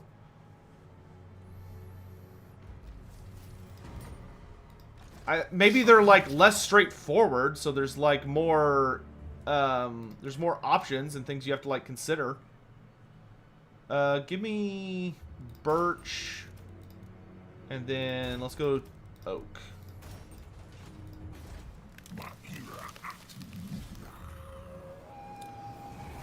Is this the new Wood Elves? This is the reworked Wood Elves.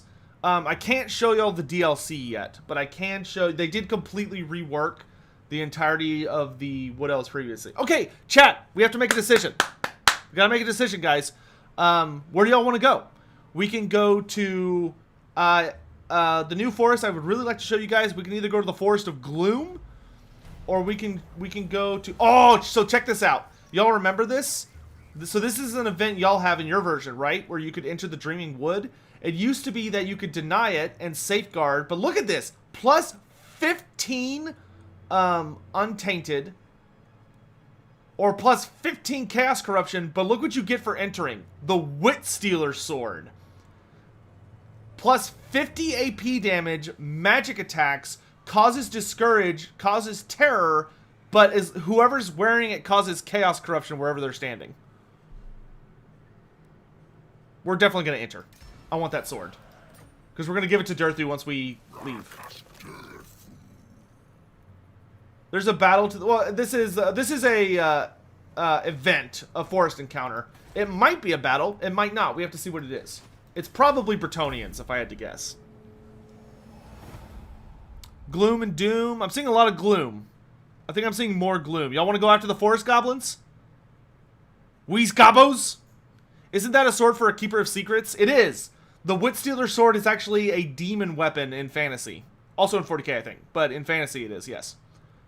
But now it's mine. Oh, look at that. Whispers from afar. Some of the Azrae have wandered far from Athel Loren. We've gotten a quest. So we can now confederate Laralorn Forest. So if I defeat a single Norscan faction, which, check that out, you mouse over it and it actually tells you what they all are now that are still alive. If I defeat a single Norscan faction, then I will be given the option to confederate with them.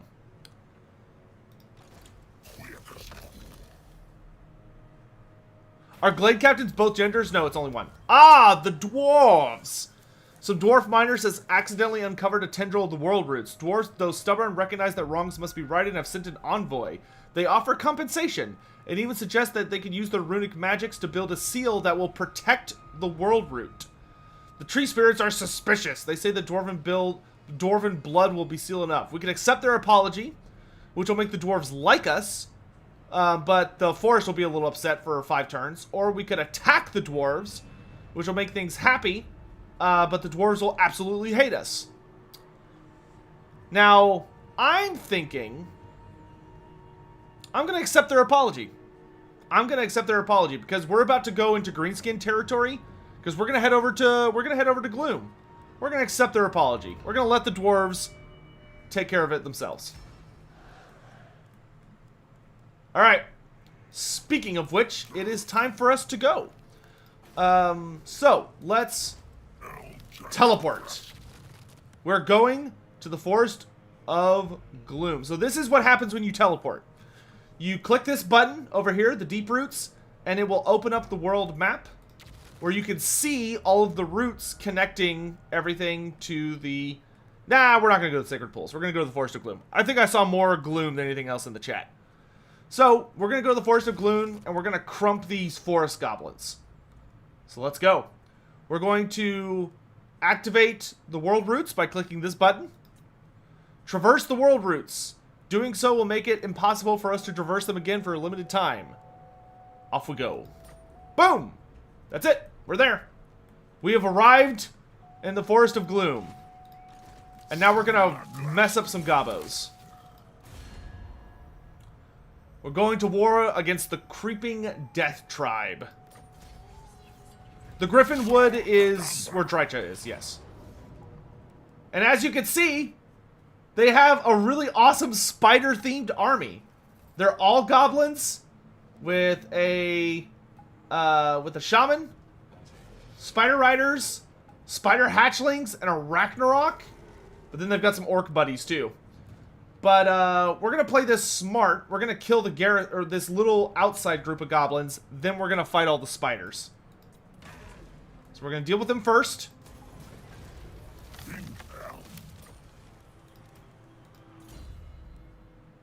And now, it's time for the vengeance of the trees. Let's take... I kind of want her to be in the front line fighting and, like, kicking ass, so let's get Tempered Vigor. And let's attack the Forest of Gloom. Y'all ready to fight some spiders? What are spider hatchlings? The spider hatchlings were introduced in the last DLC for the Greenskins as a free DLC thing. They're basically just like little spiders. They're like they're like the summons that the Ragnarok Queen gives. Mulch 'em? Oh, we're gonna mulch 'em. That's enough magic. Alright. We've got a really nice mixed army here. So we're gonna have the units with charge defense against large make up our front line. We got Treekin there. We're gonna put our more aggressive dryads on the flanks, especially these ones because they have plus 10% movement speed. We'll have these ones kind of ready to reinforce wherever they're needed. Then we're gonna put Glade Guard near the front. Way Watchers can go here. We've got Glade Guard. We're actually going to hide our Glade Guard in the forest. Glade Riders will be reinforcing from behind. Durthu's up front. As is the Branch Wraith. And the Glade Captain. Way Watchers back up just a hair. And then our War Dancers will be the main thrust when the Gobos get close. Any new stuff for Queek, Tretch, and Skrulk? Maybe? I'm not 100% sure. I'd have to... Definitely not for Skrulk. There might be some Tretch shenanigans, but I'd have to double check. Alright, let's do this. Come and get it, Gobos.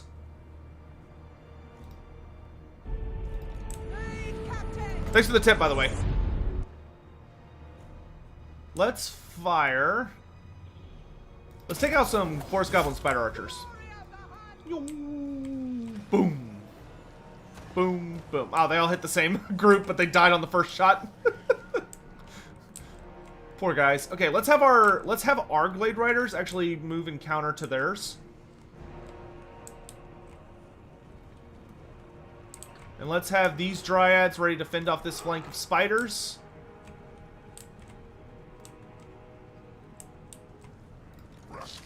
Durthu, let's fire a big fat Lamentation of Despairs right into that spider.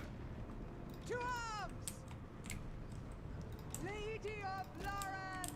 Forever loyal. Okay, we're gonna have our Glade Riders counter those little spooters.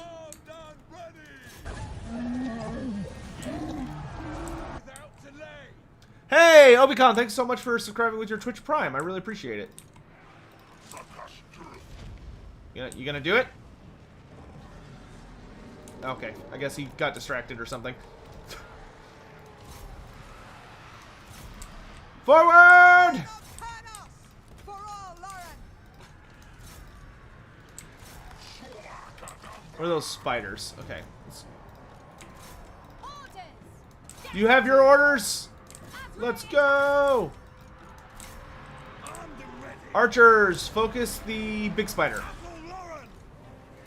Well, our Glade Captain came back. Hey, why bloody not? Thanks so much. Why bloody not indeed. Athel Lauren! We accept. Grapple them. Hunters. With haste.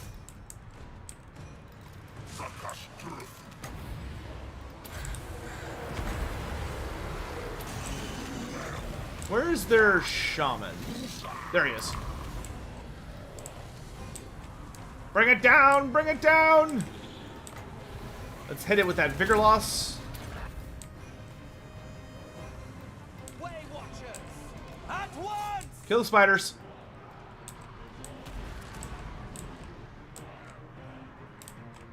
Glade Riders. By Kerner. Smash them. Okay, the spider is down. Move them. focus the nasty skulkers.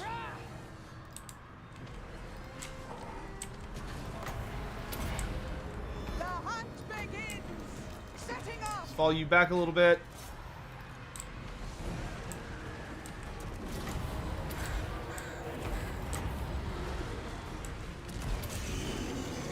Switch to melee defense stance.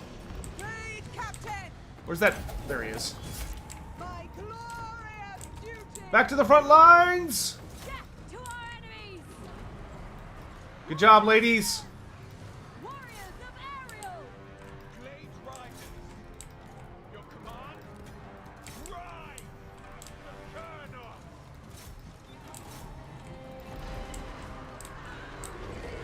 Ready and waiting! Ready to fire. Take out the shaman! Die. The great hunt.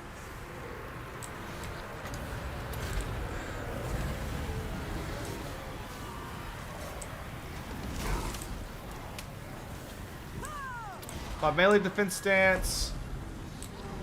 Lead, Captain. Okay, she's closing in on him. Let's focus these archers. Got a couple of units that have rallied. Good job. Let's bring y'all over this way. Orders understood! Dryads, let's go into them. Ha! Hand of the forest. To the fray! Way Watchers. Alright! The spiders have been routed. The forest is ours again. I can tell you now that will not be the last we see of that tribe. We will have to deal with them again. Literally nobody would pick Goros over Taurux. I'm gonna have to agree with that assessment.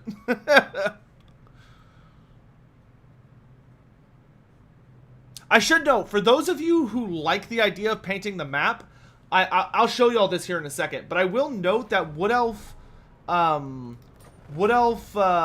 small settlements are now exceedingly better than they were.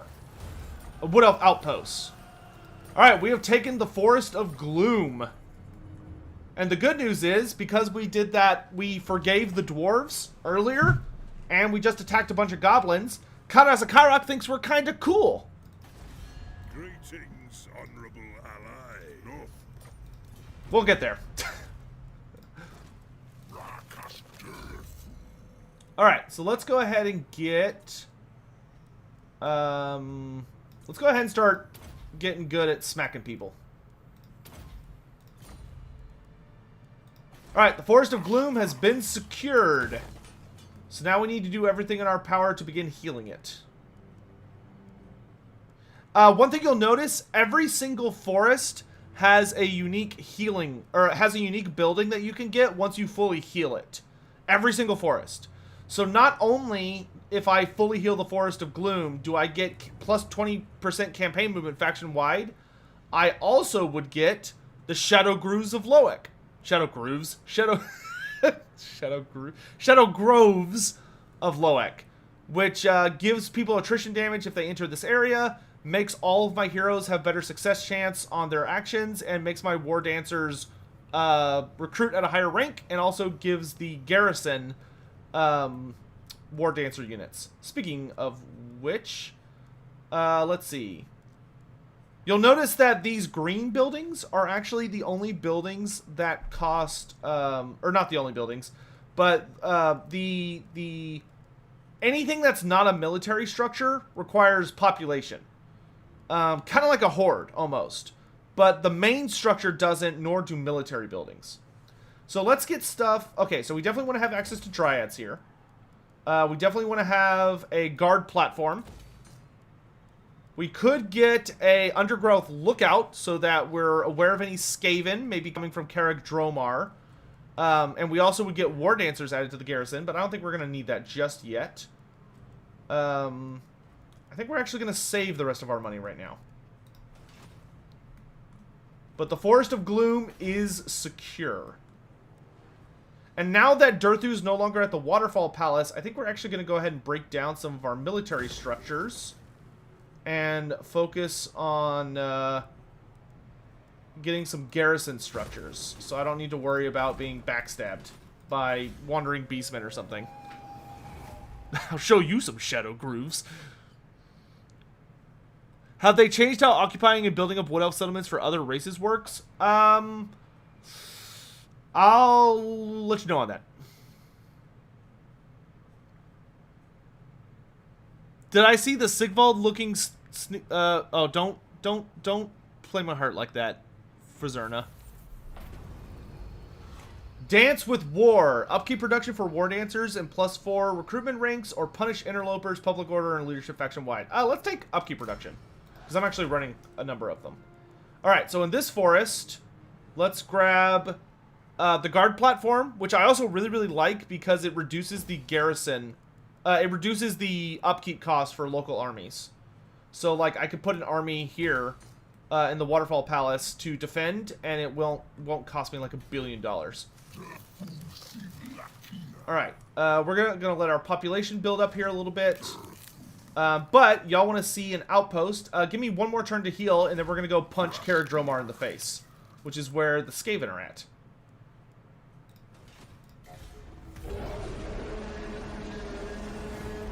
Yeah, Briarwall is gone. The Briarwall structure is no longer with us. Hey, Connor, thanks so much for the tip, my dude. If CA did an FLC Lord or hero for every faction as a pregame thing, who would I want for every faction? Oh my gosh. Okay, so I'm just gonna run down the list real quick of who I would want for free. So I gotta know, when you say free LC, I'm taking you at your word on that. So when I think free LC, I'm thinking, what character or thing would I want that I don't think should come with a full DLC, right? It should just be like a one-off free LC. Here's my list. Lizardman, Chalkhawks as a legendary hero.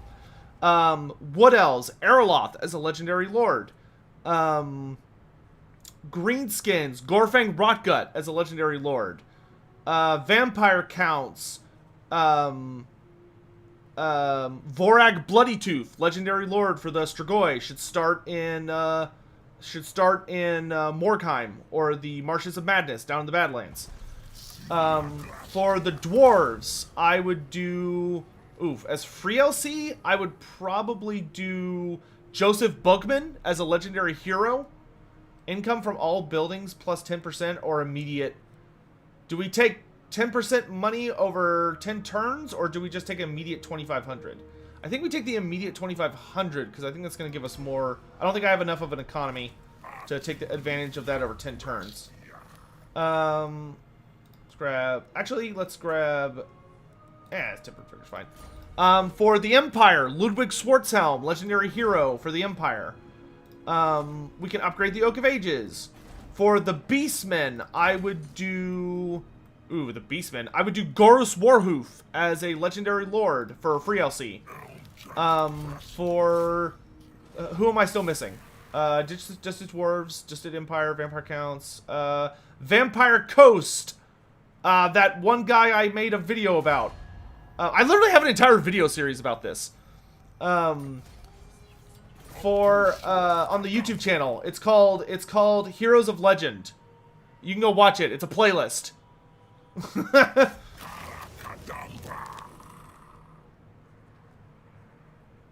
Goodbye. Alright, so let me show you all the new outpost system. So, okay, this is what it looks like now when you take a settlement, right? When you take a settlement, you can either sack it, occupy it, or clear it. However, this is a heathland, right? A heathland? So this means that this is connected to the Forest of Gloom. So if I choose to raise it, I immediately will heal my forest, the big forest, because it's ashen fertilizer. I will immediately give it +5 health and +1 per turn to my settlement as long as it's raised, or I could occupy it, which heals it as well. But I could get like a bunch of immediate money, or but I'm going to occupy it because I don't want to see the new stuff. So let's occupy it. Normally I would raise it and leave, but let's occupy. Alright, so you'll see here that Karadromar is now green. This little symbol here is green, noting that it's healing me. Though Cragmere is red because there's Skaven there and they're at war with me, so they're hurting my forest right now. So let's see what I can do here. I have an outpost, so I'm going to repair the outpost. You see, the Outpost provides public order and untainted corruption. So that it's nice to lower kind of corruption down, and it comes with a pretty modest garrison. However, I can build 4 structures here. This is what they do now. I can build a Waystone, which gives me 2 Hawk Riders, 2 Treekin, heals local armies, and provides 5 growth worldwide. So if you want a lot of growth, you can spam Waystones to give growth to all your structures. Which I want to note, in forests, growth is really, really slow. Plus, I have negative growth right now because my forest is very upset with me.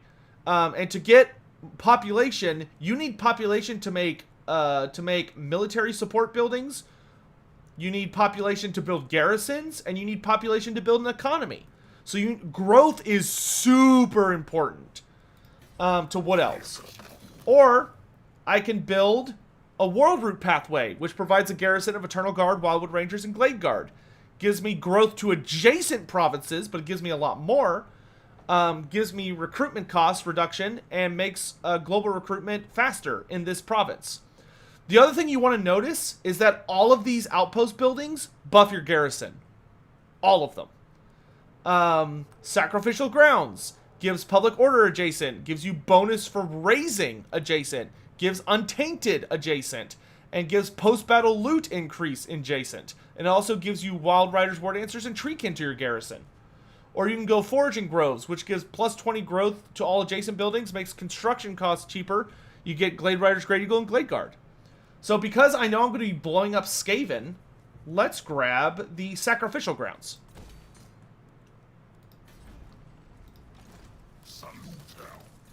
Alright, and then let's get Tempered Vigor and Violent Delights.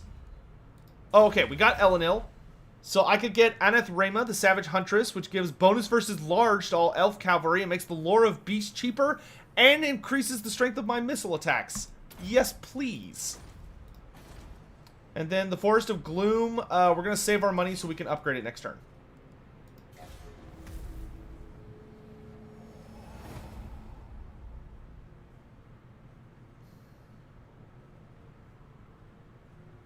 Sotek sacrificing Skaven. Okay, what do the vampire counts want? They want non-aggression. I'm totally cool with that. I don't want to fight the vampire counts. He's too far away from my forest for me to give a crap. I'd rather be blowing up greenskin. I probably want to head south and start slapping greenskins. Alright, we do want to try and take advantage of our friendship with the dwarves. Welcome. Never mind, he is even bitchier than he was earlier. That's okay. We have a rebellion about to go down in Arguelin because we have so much chaos corruption because I did that event to get the sword. So if anyone's like, oh my god, where's all that chaos corruption coming from? It's from the sword. Alright, so let's rehire Durthu, and he's gonna hold the line. But the good news is the event is over now, so my stuff is healing. Also, I pissed off all the tree spirits when I let the dwarves go. So, you know, overall, I'm in trouble. Like, people are mad at me. But we can afford that army now, and it doesn't cripple our economy, so that's good. Do I think we might get a forest in Norska at some point? No, I don't think so. Our supply line still the same? For most armies, yes. How long is the cooldown on the deep roots? I think it's 8 turns.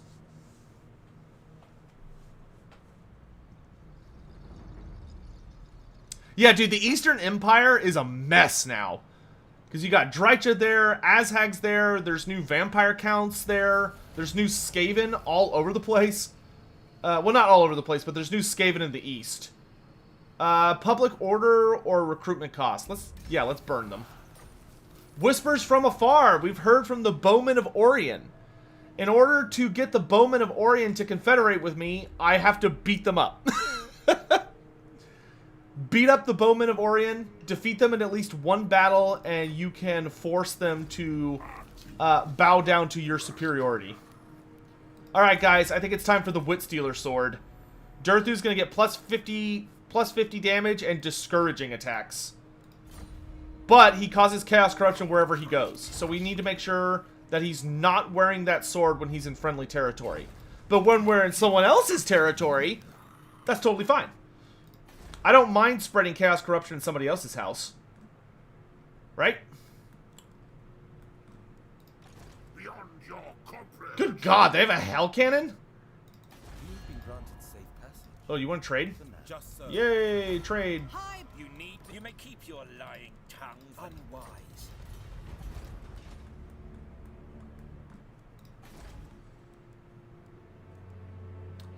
Our population is still really bad here. Yeah, let's go ahead and grab this. When are they showing off the new content? I don't know. You have to check in with CI on that. Yeah, you can confederate the Bowmen of Orion normally as well if you wish. But, like, you could just do that mission and confederate them instantly. Do the Forest Spirits for Alariel get Vanguard? All Forest Spirits have Vanguard. That's just what they do now. And that includes in multiplayer. I become a I'm pretty sure. stronger shield. Don't quote me on that.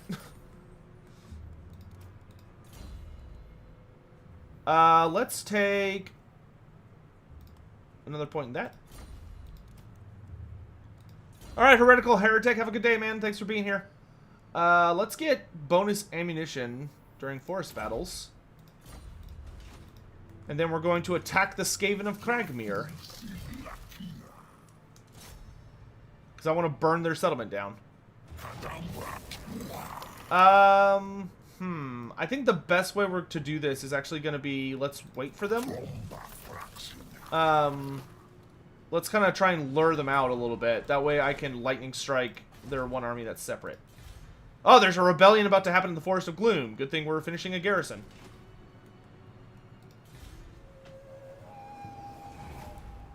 Can Alariel upgrade her Forest Spirits? No. That's a unique feature to Durthu. And I think Drycha? Pretty sure. That's a Forest Spirit Legendary Lord exclusive. How much time do we have left? We have 38 minutes left. Let's fall back. I don't want to fight all of that at once. I want to fight them in separate bits. Yeah, we started at 9:10. So we started at 9:10 and I got 2.5 hours. So at 11:40 we have to wrap up, which is in 38 minutes. Waterfall Palace, oh, we're just going to auto-resolve. Thanks for the money! I read it might be Coadil instead of Drycha. To my understanding, Coadil is somewhere in the game, but Drycha is... Coadil's not a faction. Lightning Strike is still a thing? It is still a thing, as cheesy as it is. Wow, that would have been miserable to fight as a backup army. Scroll of Leeching. It's not bad. Put that on our Dryad. Or our Branch Wraith.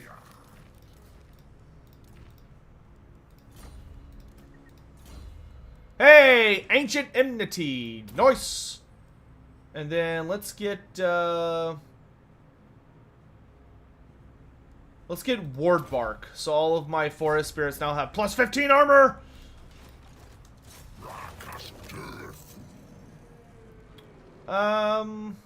Do I want to attack Cragmere or do I want to fall back?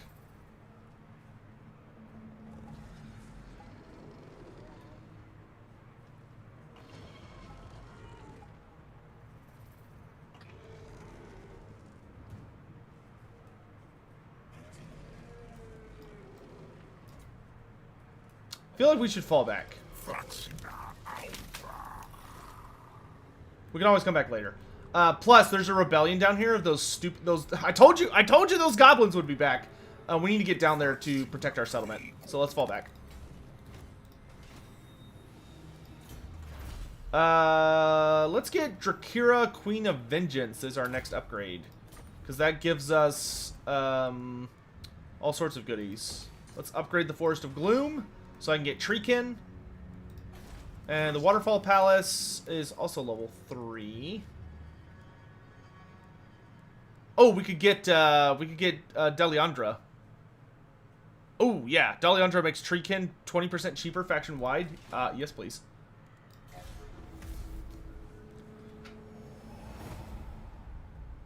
Thomas, have a great day, dude. There will be a video showing off all the new map changes later today. Karazakarak is going to have a hard time with even more greenskins around their start. if memory serves, the new forest spider, the forest goblin faction is not super duper aggressive. They're more defensive.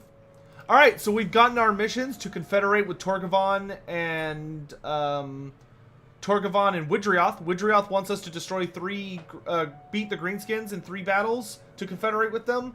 Torgavon asked that we beat Bretonia 3 times, and they'll confederate with us. If you want to do it via missions. Can I make it down here? I can! Oh, God, I love that campaign movement buff from the Glade Captain. So nice. Makes it easy to travel extreme distances quickly.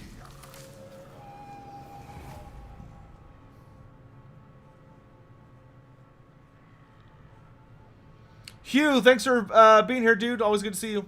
Is there a visual change to the forest as it heals? Not that I've noticed. Non-aggression with the Fey Enchantress? That's fine.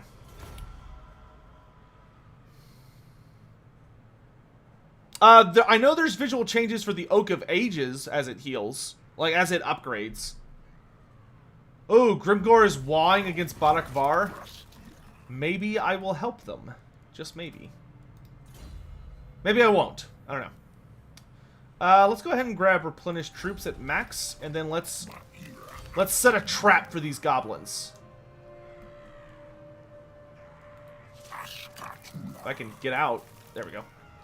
So let's set an ambush and lure these little goblins in and give them the old 1-2. All right, let's go ahead and grab Daliandra, the special tree that grows only in Arguelin, or the Waterfall Palace. You forgot to unequip your sword. I did. It's okay. I'll take it off next turn.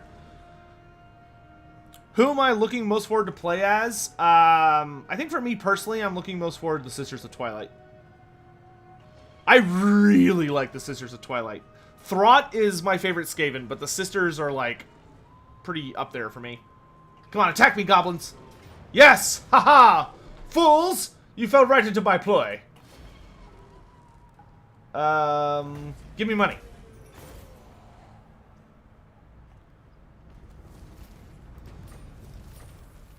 Ooh, the Potion of Healing. Nice! We finished our quest for the Sword of Daith, or that current quest.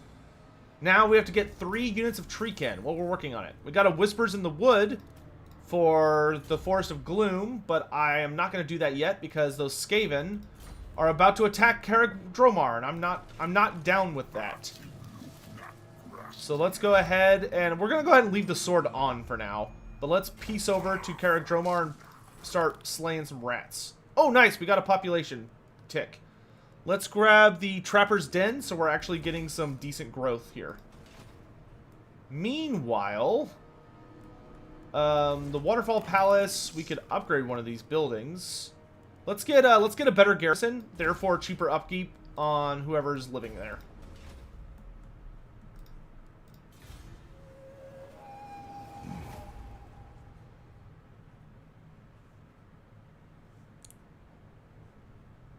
What's the deal with the Stormfiend in the trailer? It's not a Stormfiend, that's Gorich.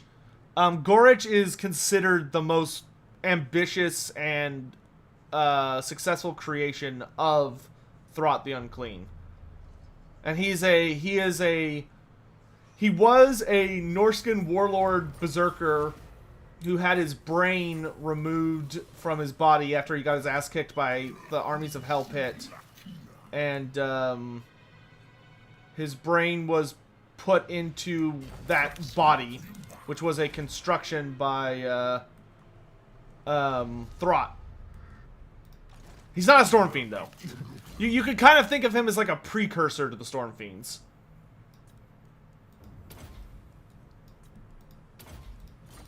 Yeah, you just defend the Waterfall Palace. Make sure we're not getting any shenanigans there. Greetings, Honorable.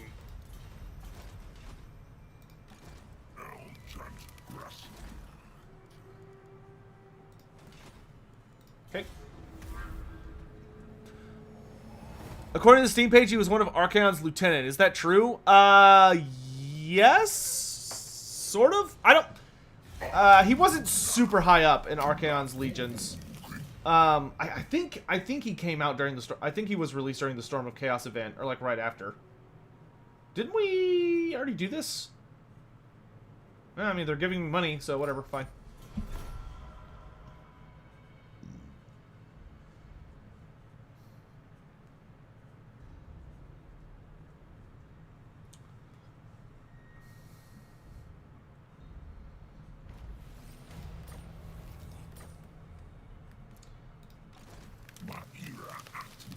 I don't know. I don't actually own the thing that Gorich is from, because Gorich is from, like, this little White Dwarf article. Which, getting it now is, difficult, if not outright impossible.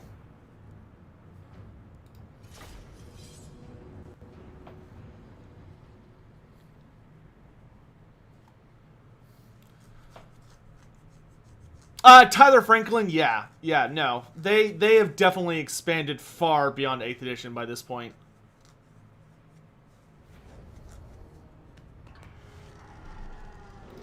Yeah, Gorich, like, Gorich is one of those characters that prior to him being announced for this DLC, to say that he's a footnote in the history of the Skaven is a understatement.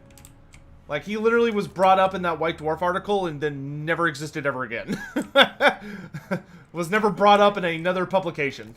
So if you did not own that White Dwarf article, you would not know that he existed unless someone brought it up. I'm glad he's in the game, though. He looks really cool.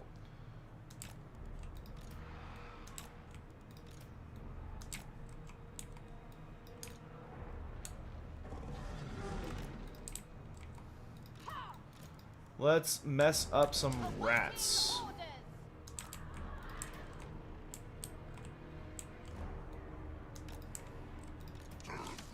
He's got fire weapons, but I've already gotten the upgrade for Durthu that debuffs fire, or increases my fire resistance. So I don't really care that he has anti-forest spirit weapons, because he's basically been stabbed and doesn't realize that he's already dead.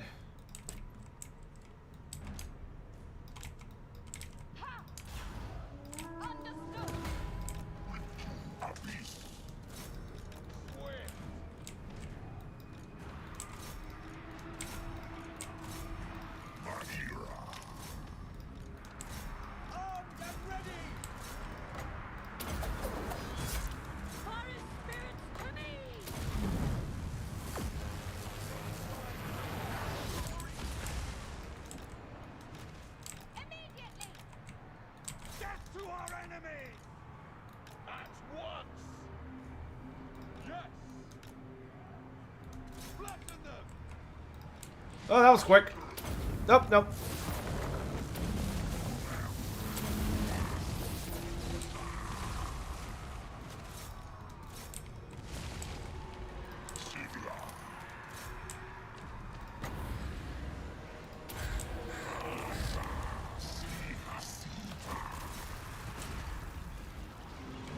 Who's my favorite Wood Elf? Sisters of Twilight. Which technically is 2 Wood Elves, but, you know. They function as an individual. Or a single entity, so whatever. Go, go, go, go.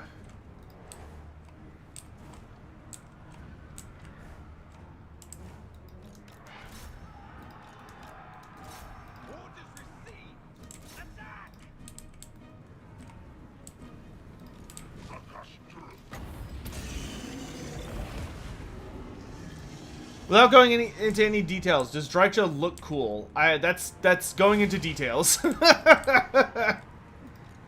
Yes.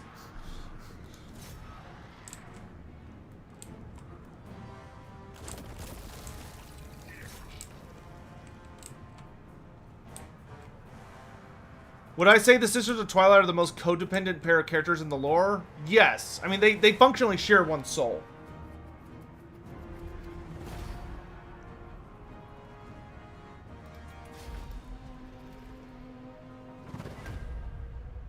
Yes, Dryads are all forest spirits in Durthu's army. So not, if you play Orion, you don't have this aspect system. But if you play Durthu, you do. December 3rd is the release date, right? That is correct.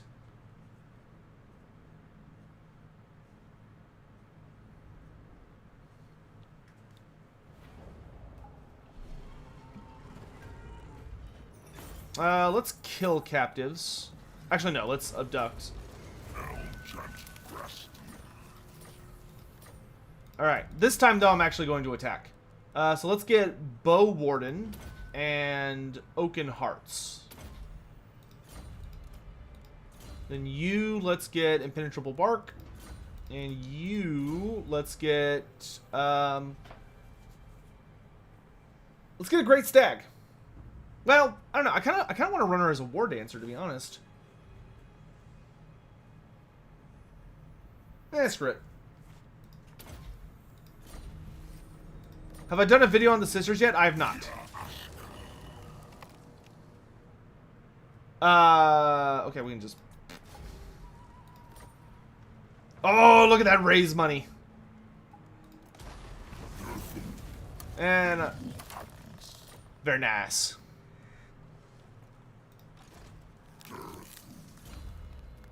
Okay, I can grab Awaken the Woods, which makes enemy armies sharing the area with me take lovely bonus damage. And then let's grab Violent Delights.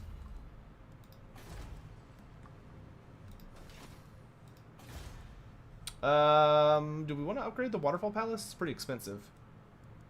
Yeah, sure, why not? Ugh, my income.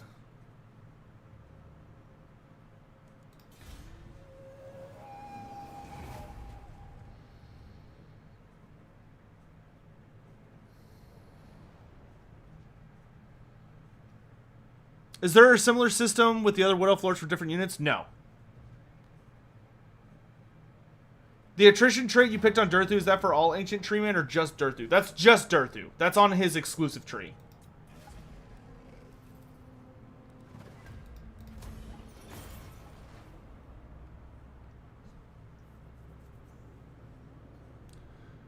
Will we be able to confederate the new lords like Drycha the Sisters? The Sisters...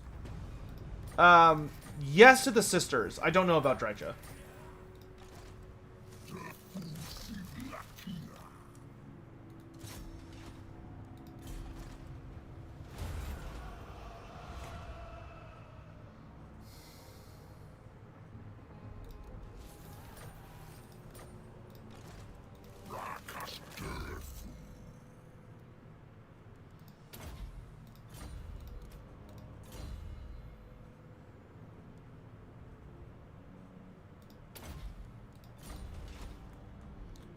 Okay, looking good, looking good. Let's see. We can do Hukon the Sunderer, which gives us a charge bonus for Zotes, Treemen, and Forest Dragons. Increases speed faction wide. Yeah, I'll take the... Definitely like the speed increase. Sure. Let's grab that.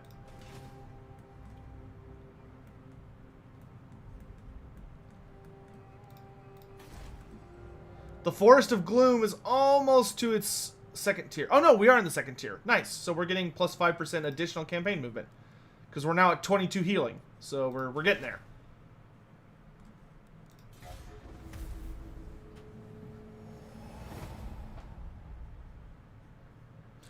Of the Skaven Lords available in the game right now, who's the oldest and who's the youngest? The youngest of the Skaven Lords...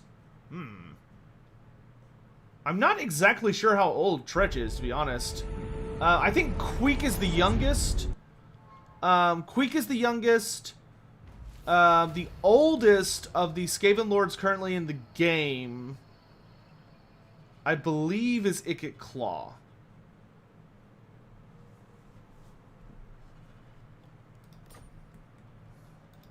Ikit Claw is very... I mean, him and Skrulk are both really old. But I mean, they're both pretty ancient.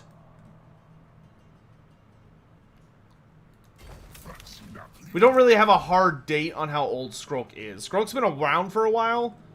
Like, Ikit, I mean, Ikit's been around a really long time. I mean, Ikit's even ancient by, like, human standards. Let's go ahead and grab the Craftsman's tree, because that gives us further growth. And now that we've blown up the Skaven, let's go ahead and get rid of the Sacrificial Grounds, and let's replace it with more growth. Always need growth. More just infinite growth. All the growth in the universe.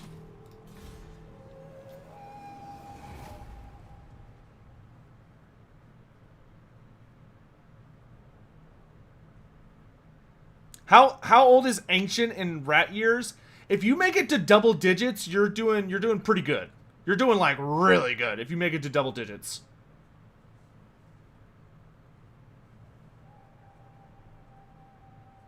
Skaven natural lifespan is usually in the ballpark of like 10 years old. Granted, it's dragged down a significant amount by the fact that, you know, Skaven are constantly murdering each other.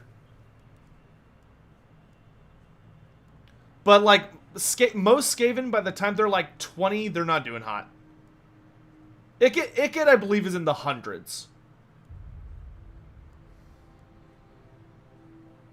Let's do a forging grove. Could Kolek fight a bone grinder giant? Yes, absolutely.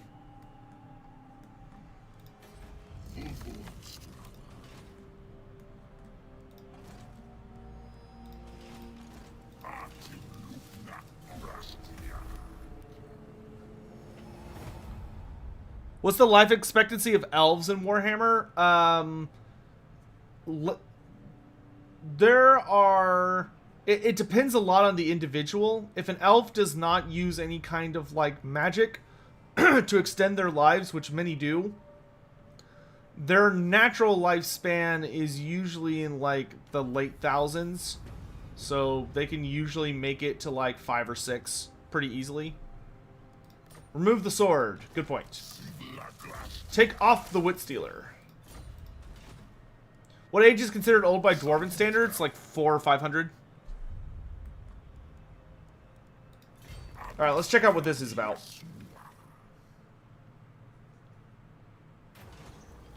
The Forest of Gloom. The Vale of Webs is home to enormous spiders. They are part of the normal ecosystem, but have an irritating tendency to attract greenskinned spider cultists. You could exploit this to your advantage by channeling the magic generated by the greenskin spider shamans, and even send them false visions from their spider god to manipulate them. However, unsurprisingly, the tree spirits instead want to see the greenskins purged. So we could send them visions, which makes them scared of us and makes the greenskins like us, so we can manufacture friendly relations. Or we could attack them. We're gonna attack them. This army is really sad. Sorry, not sorry. Alright, so that's going to piss off... That's going to blow up the greenskins. Now the greenskins really aren't going to like us. So you'll notice, though, if you wanted to, like, manufacture the greenskins being your friend, you can. Because that's the second event we've gotten where it's like, oh, do you want to be friends with the greenskins, or do you want to be enemies with the greenskins? So if you're someone where you're like, nah, screw Order, I want to be, you know, I want to team up with Destro, you could totally do that. Let's actually work on buffing our Dryads to make them as good as they can possibly be. I do need to keep an eye on time because we're almost out. We're getting there. Oh, rank 14 is when we get access to the cool stuff. Okay, let's pick up Impenetrable Bark. Forest of Gloom. Oh, that costs a population. I don't want to waste a population. Or a kindred.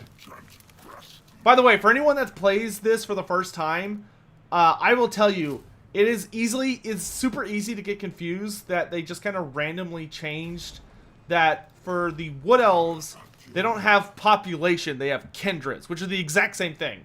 But you'll occasionally get a mission or something that'll be like, kindred something, and you'll be like, what the hell is a kindred? And that's what a kindred is. It's your pop.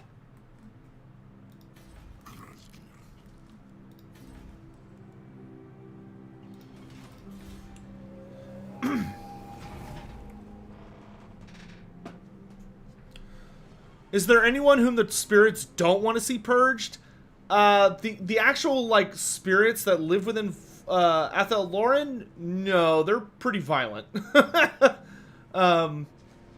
That's why Durthu and Adenhu made the pact with the Wood Elves in the first place, was to have something there that keeps the forest contained and keeps it from indulging in its more violent passions and leads it to go like crazy. Let's grab Hoeth, the Lord of Wisdom. Yeah, we can get Treekin! And we can get a new building. Let's grab the Roots of Gyran, because the nice thing about this building is when you level it up to the 2nd rank, it actually heals your forest every turn, as if it's a friendly settlement. Though, you know, nah, we gotta go money. Gotta go money, right? Gotta go money. You'll notice that our economy is actually pretty well stabilized by this point, which is nice. Let's grab Loix Tricksters. We are going to reshuffle this army a fair bit in a hot sec. Because I am going to want some different units. I don't mind having a nice War Dancer contingent, but I think we're going to shave down... actually, you know what? We might shave down the regular War Dancers and just have Spears, so we have some anti-large. And then we might get rid of the Cav, so that we can be much more Tree Spirit heavy. Now that we're getting access to Treekin, finally.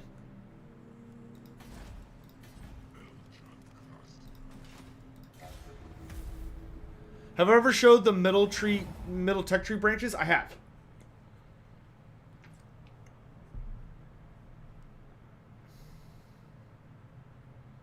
Can I tell us about the new Regiments of Renown? No, because that's under new DLC. Oh, Von Karstein's dead. That's a bummer. Ah, Von Karstein. I need to make a video about fixing them. Warrior Send-Off or Return to the Forest. Oh, I'll take Return to the Forest. I like growth very, very much. Okay, and we're going to save our population because I want to upgrade the Game Lodge to level 2. Let's go ahead and shave the units we're going to be getting rid of. So let's get rid of all the Cav. And I think we'll keep everything else. Yeah, that's fine.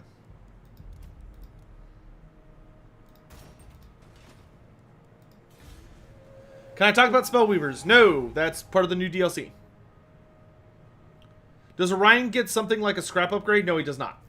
Orion does have his Wild Hunt, though. Which, I will say, if somebody out there has to be playing an Orion campaign right now, you have got to check out the new Wild Hunt mechanic. Who knows? Maybe we'll do Durthu again tomorrow, and then on the next 2 days, the 20...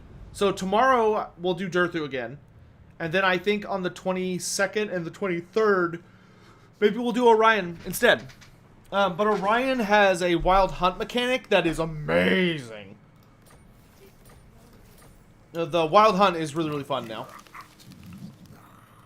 By fixing Von Karstein's, do I mean making Isabella a legendary hero? That is a component of it, yes.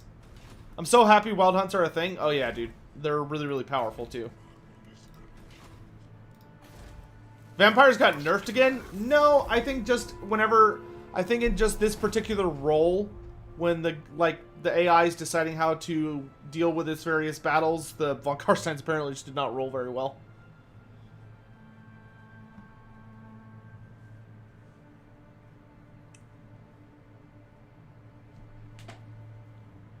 I would not take this stream single sample size and make a declaration on how like a faction is doing based off of that. That seems a little premature.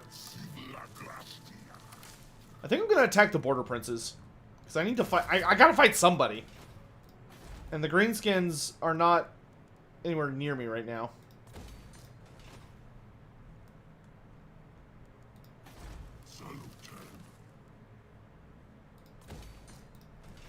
More money! You can see, though, that the Wood Elf economy gets pretty good once you have, like, multiple forests. Have they changed how you confederate other Wood Elf factions? Yes. You could, well, I mean, you could still confederate them the old-fashioned way, but you can also confederate by completing missions. So, for instance, if I wanted to confederate Widrioth, I could do Destruction and Distraction. Ooh, an audience of elves. Gives us research rate and bonus diplomacy with high elves. Oh, good. We got it. We got this event. Nice. Avalorn call. So this is a special event you're guaranteed to get playing a Wood Elf campaign. Avalorn calls for aid. A messenger from Avalorn, court of the Everqueen Alariel, has arrived with dire news. A mighty host of chaos has invaded their kingdom and seeks to burn it to the ground. The demon worshippers' masters thirst for Asur souls, but more than that, they seek to annihilate the heirs of Venarian and destroy the vortex that prevents their return. Alariel has hastily opened up the world routes pathway to Avalorn and beseeches you for aid. So, it makes it pretty much instant for you to teleport, and if we choose, we could teleport to go fight alongside them, because you'll see, Avalorn's been destroyed! Oh no! Avalorn blew up! And there's a big host of Slaanesh here. The Keeper of Secrets, the creatures of Slaanesh have unleashed their servants. So should we ride to their aid? Will Durthu answer the call? Give me expert of... Oh yeah, I love aspect of oak on Treekin because it gives them expert charge defense, which is awesome. So you don't. So that's the clever thing. You don't have to invade Ulthuan to get the Gain Veil. You can just wait for that event. Let's go.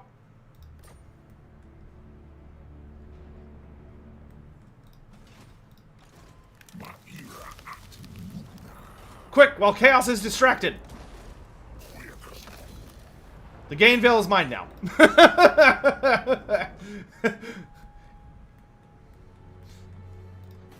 Screw the High Elves, we're not helping, we're just taking it and leaving.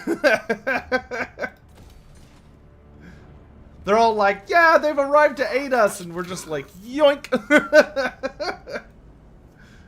We'll just take that.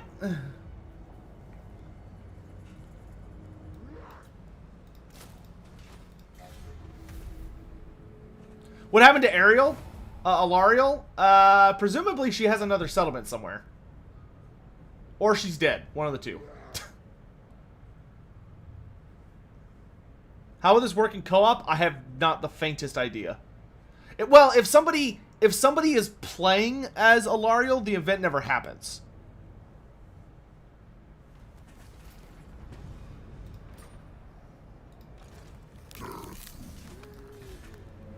Alright, we got time for one last fight.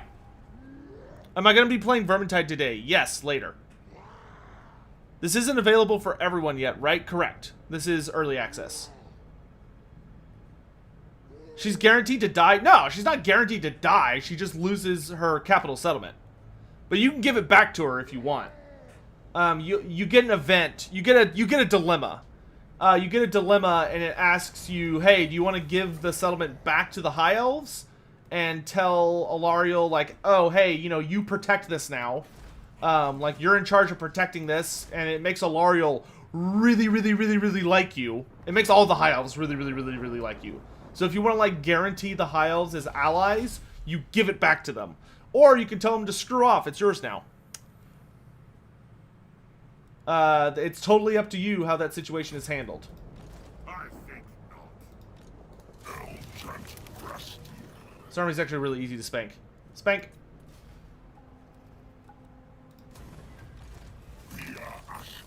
Alright. Acolytes of the Keeper have been wiped out. I can get rid of a Glade Guard unit and grab the Hawk Eyes of Drakira. Max Piercing Thorns so that my Dryads have higher melee attack and weapon strength. Buff that. Let's do Better Fighter. And the Gain Veil is really, really nice because it gives you Winds of Magic, and its unique building is super nice. The Temple of Aisha. The Temple of Aisha gives you 5% physical resistance map-wide, and another 5 Winds of Magic map-wide. So if you completely heal the Gain Veil and you remain in control of it, you will get plus 45 Winds of Magic map-wide. 45. That's a lot. Let's go ahead and pick up the Wisdom of the Eagle Lords, so we'll be able to see all settlements. next turn. Well, nah, that's a waste of money. Oh, wood elf settlements. That's a waste of money. We're not going to bother with that right now. I guess we can do Loic the Trickster, make our shadow magic cheaper. Upgrade the Forest of Gloom. Is there any... Can I upgrade anything else? Nope. Okay, so we'll upgrade the Forest of Gloom. And then we're going to take the fight to the Border Princes once the forest cools down enough, because we're just going to hold the Gain Vale. We might give it back to the High Elves and just let them be our best buds. But we're going to have to figure out how to do that tomorrow. Thank you all so much for watching. I hope you all had a fun time in the stream today. That's it for today. I will be back tomorrow at the same time, 9 a.m. Central Standard Time, to resume this campaign. So I hope you all will join me then. But we do have to cut off now. So thanks again for watching. I hope you all have a lovely day, and I hope you're all really enjoying the content and you're excited to get your hands on it. There is so much more to show you. There is so much more to do, and you know, we'll take it a step at a time. So have a lovely day. I am gonna go eat because I have not eaten today because I just kind of got up, took a shower, and started streaming. So I'm gonna go get food, and then later today I will be back here on YouTube and on Twitch to play some Vermintide. So if you'd like to join me then, make sure that you're subscribed to the channel and you have that little notification bell on if you'd like to know when I'm going live on stuff. Or you can follow me over at twitch.tv/LoreMasterOfSotech if that's your preference as well. And I hope you all have a lovely day. Thanks for watching, guys. Bye-bye.